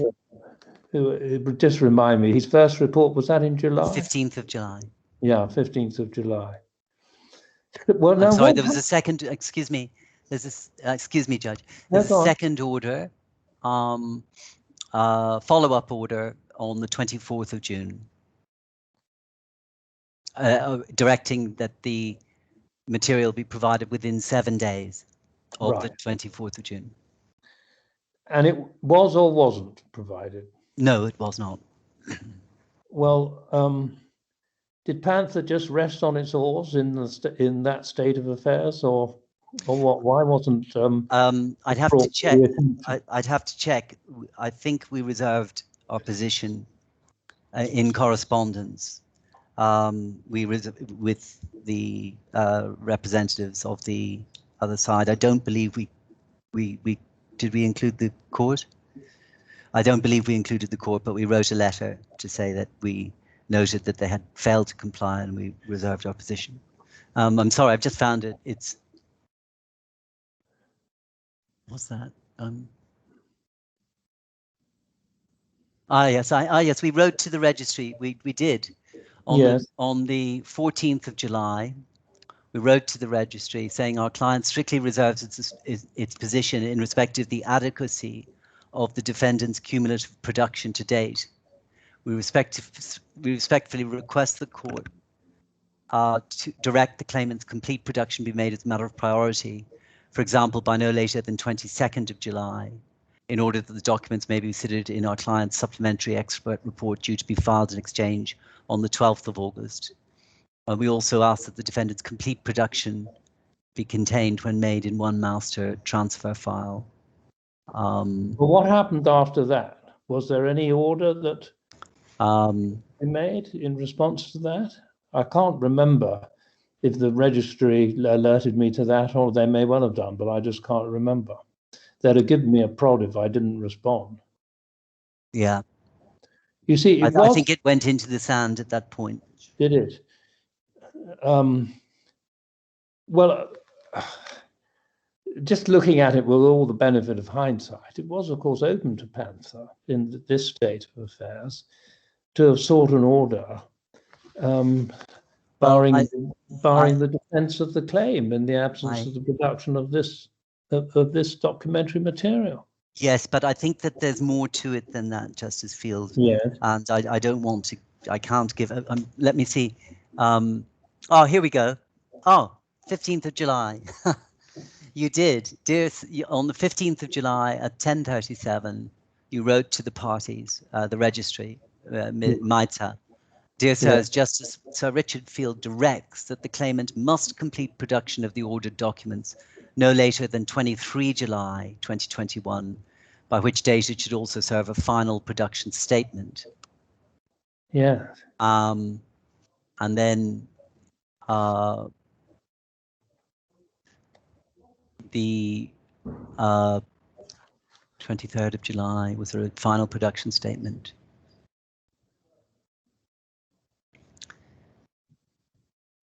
Well, fine. I think that also there's, I can't give evidence, obviously, and I don't want to, but I think that the actual position, that it was, let me put it this way, it was relevant to my client's conduct at this time that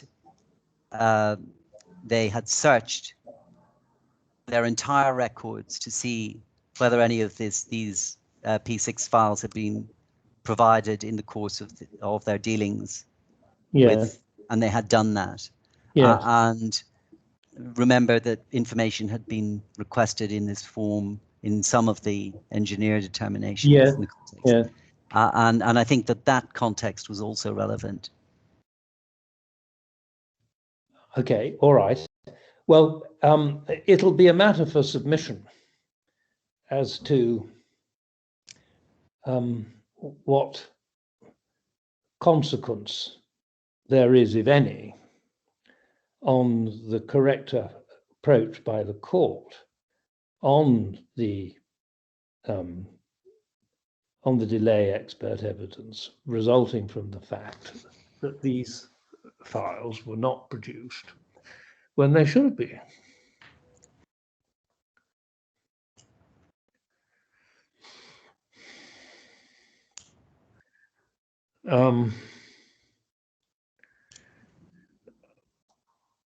I'm interested in the overall sort of legal shape of the delay element in this dispute. Whilst the contract's ongoing, extensions of time have to be made in accordance with the conditions which are set out in the contract. And the contractor is on clear notice that these are important preconditions, and he's on notice that if they're not complied with, then the employer will be entitled to reject the claim.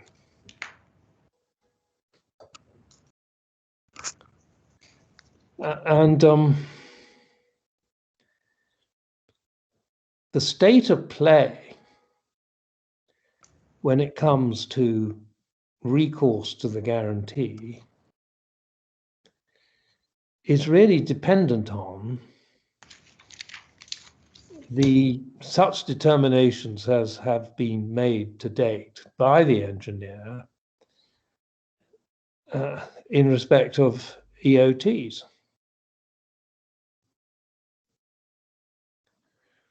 There can't be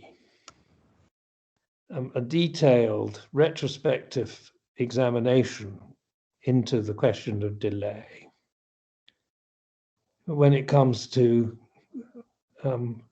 should the guarantee be called, seems to me, from a practical point of view. Now, I've not looked carefully at the wording of the guarantee, and a lot may depend on that. But it seems to me it's all rather asymmetrical, that it's contemplated that the guarantee will be called during the currency of the contract. And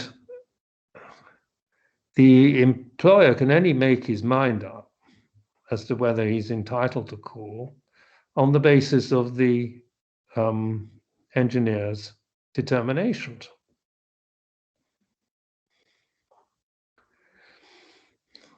And yet,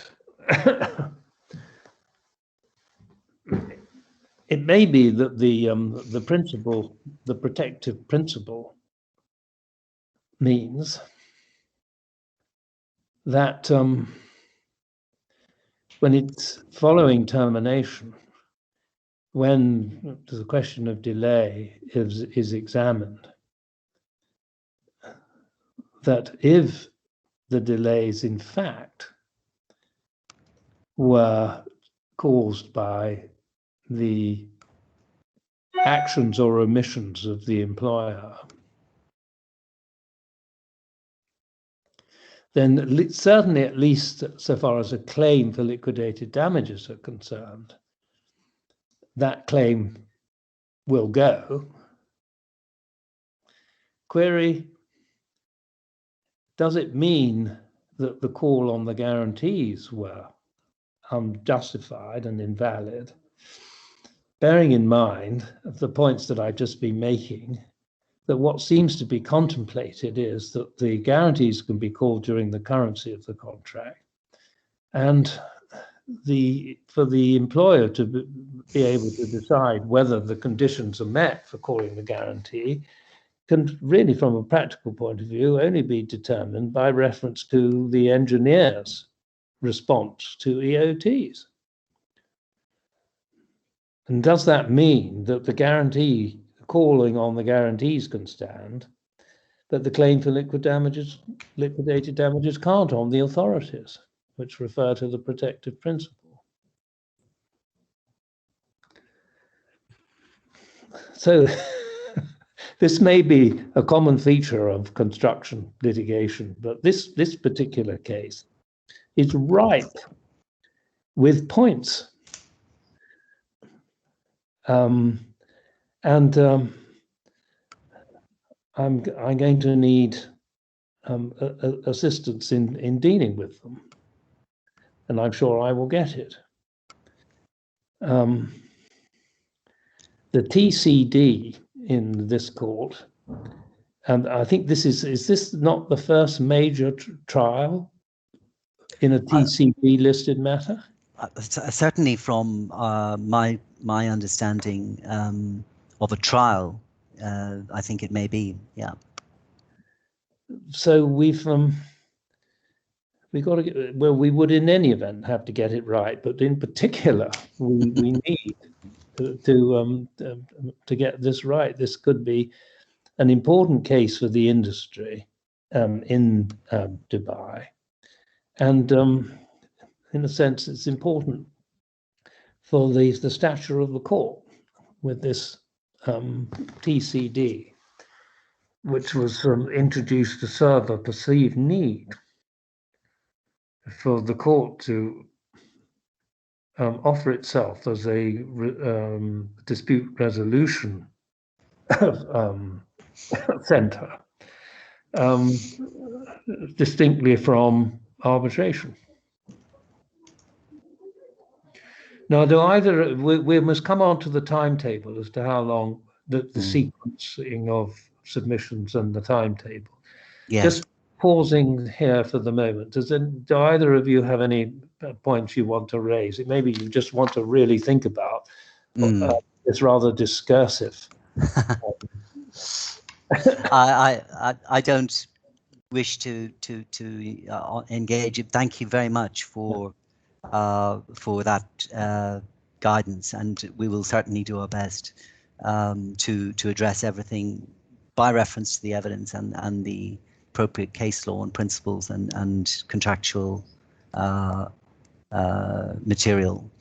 I'm going to Ireland next week for a week, so I'd like to push for, if possible, say a 3-week interval, if that were permissible. And in terms of, I think it might be good for you to impose some discipline on us in terms of a page limit. I think that would be helpful. But even if you were to allow I don't know if my clients would allow me a month to reply, but certainly 3 weeks, I think. Sorry about that. If it assists, Your Honour, I think I'm in a relatively similar position to Mr. Dylan Malone. Where are you off to? Well, just other work commitments. Commitments. Regrettably, not quite as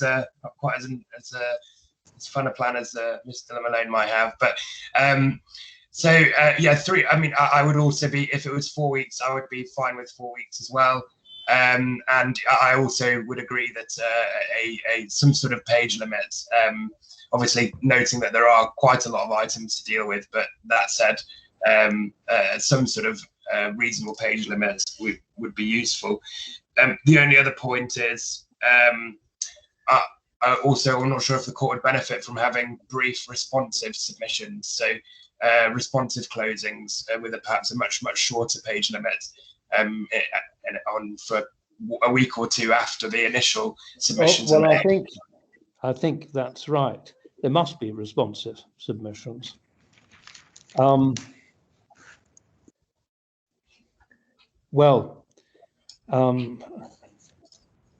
think you can have 3 weeks for mutual exchange of the first round of closing submissions. If you find yourself in a real bind and you want a couple more days, you'll probably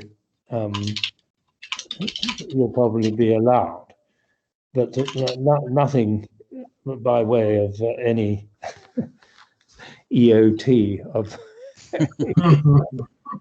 considerable length. And then, yes, there should be responsive submissions. And I think I ought to say 10 days from responsive conditions.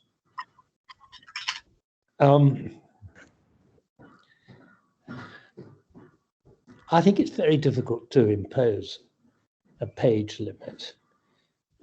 We're all grown up and we're all cooperating to provide the best service we can. And I just urge you to be as concise as you can. As the case has gone on, I've become more and more familiar with the factual scenario, and I have some idea of what the legal issues are, and so no extra stuff needs to be put in. You can go straight to the issue, and try and avoid pejorative left hooks to each other when you're making your submissions. It doesn't really help, and it rather help to shorten things. So we'll say 3 weeks from tomorrow for the first round, and thereafter the response in 10 days, and with liberty to apply generally. Of course, thank you. So thank you, Your Honour. So that would be, was that 15th of, so is that on the Friday? So I've not got the diary with you. Friday is fine with me. So what I'm saying is time begins to run from tomorrow for the 21 days. Yes. And that'll have its knock-on effect to the further 10 days that you've got for responsive submissions. Thank you. I think that could be the 14th then. Sorry, Your Honour. Well, I want you to draw up the order, you see, the two of you, course, so that we've got the precise days identified, so that we know, and then that will be helpful for the registry as well. Thank you very much. Well, I think that's it. Thank you. Can we provide that order on Sunday? Yeah. Yeah, thank you. Yeah, you both understand that the clock ticks from tomorrow. Yeah. And you can send the order to the registry. They'll send it to me for final approval. We'll get it to the registry by early after beginning business opens on Sunday, so that they can get it to me. Right. Thank you very much. Thank you both very much indeed. And on we go, onward and upward, as someone once said. Thank you very much. Thank you, Justice Field. Thank you, Alex. Thank you. Thank you, Patrick. Thank you. Thanks all. Thank you. Thanks, Thank you, Reem. Thank you all at DIFC. Thank you.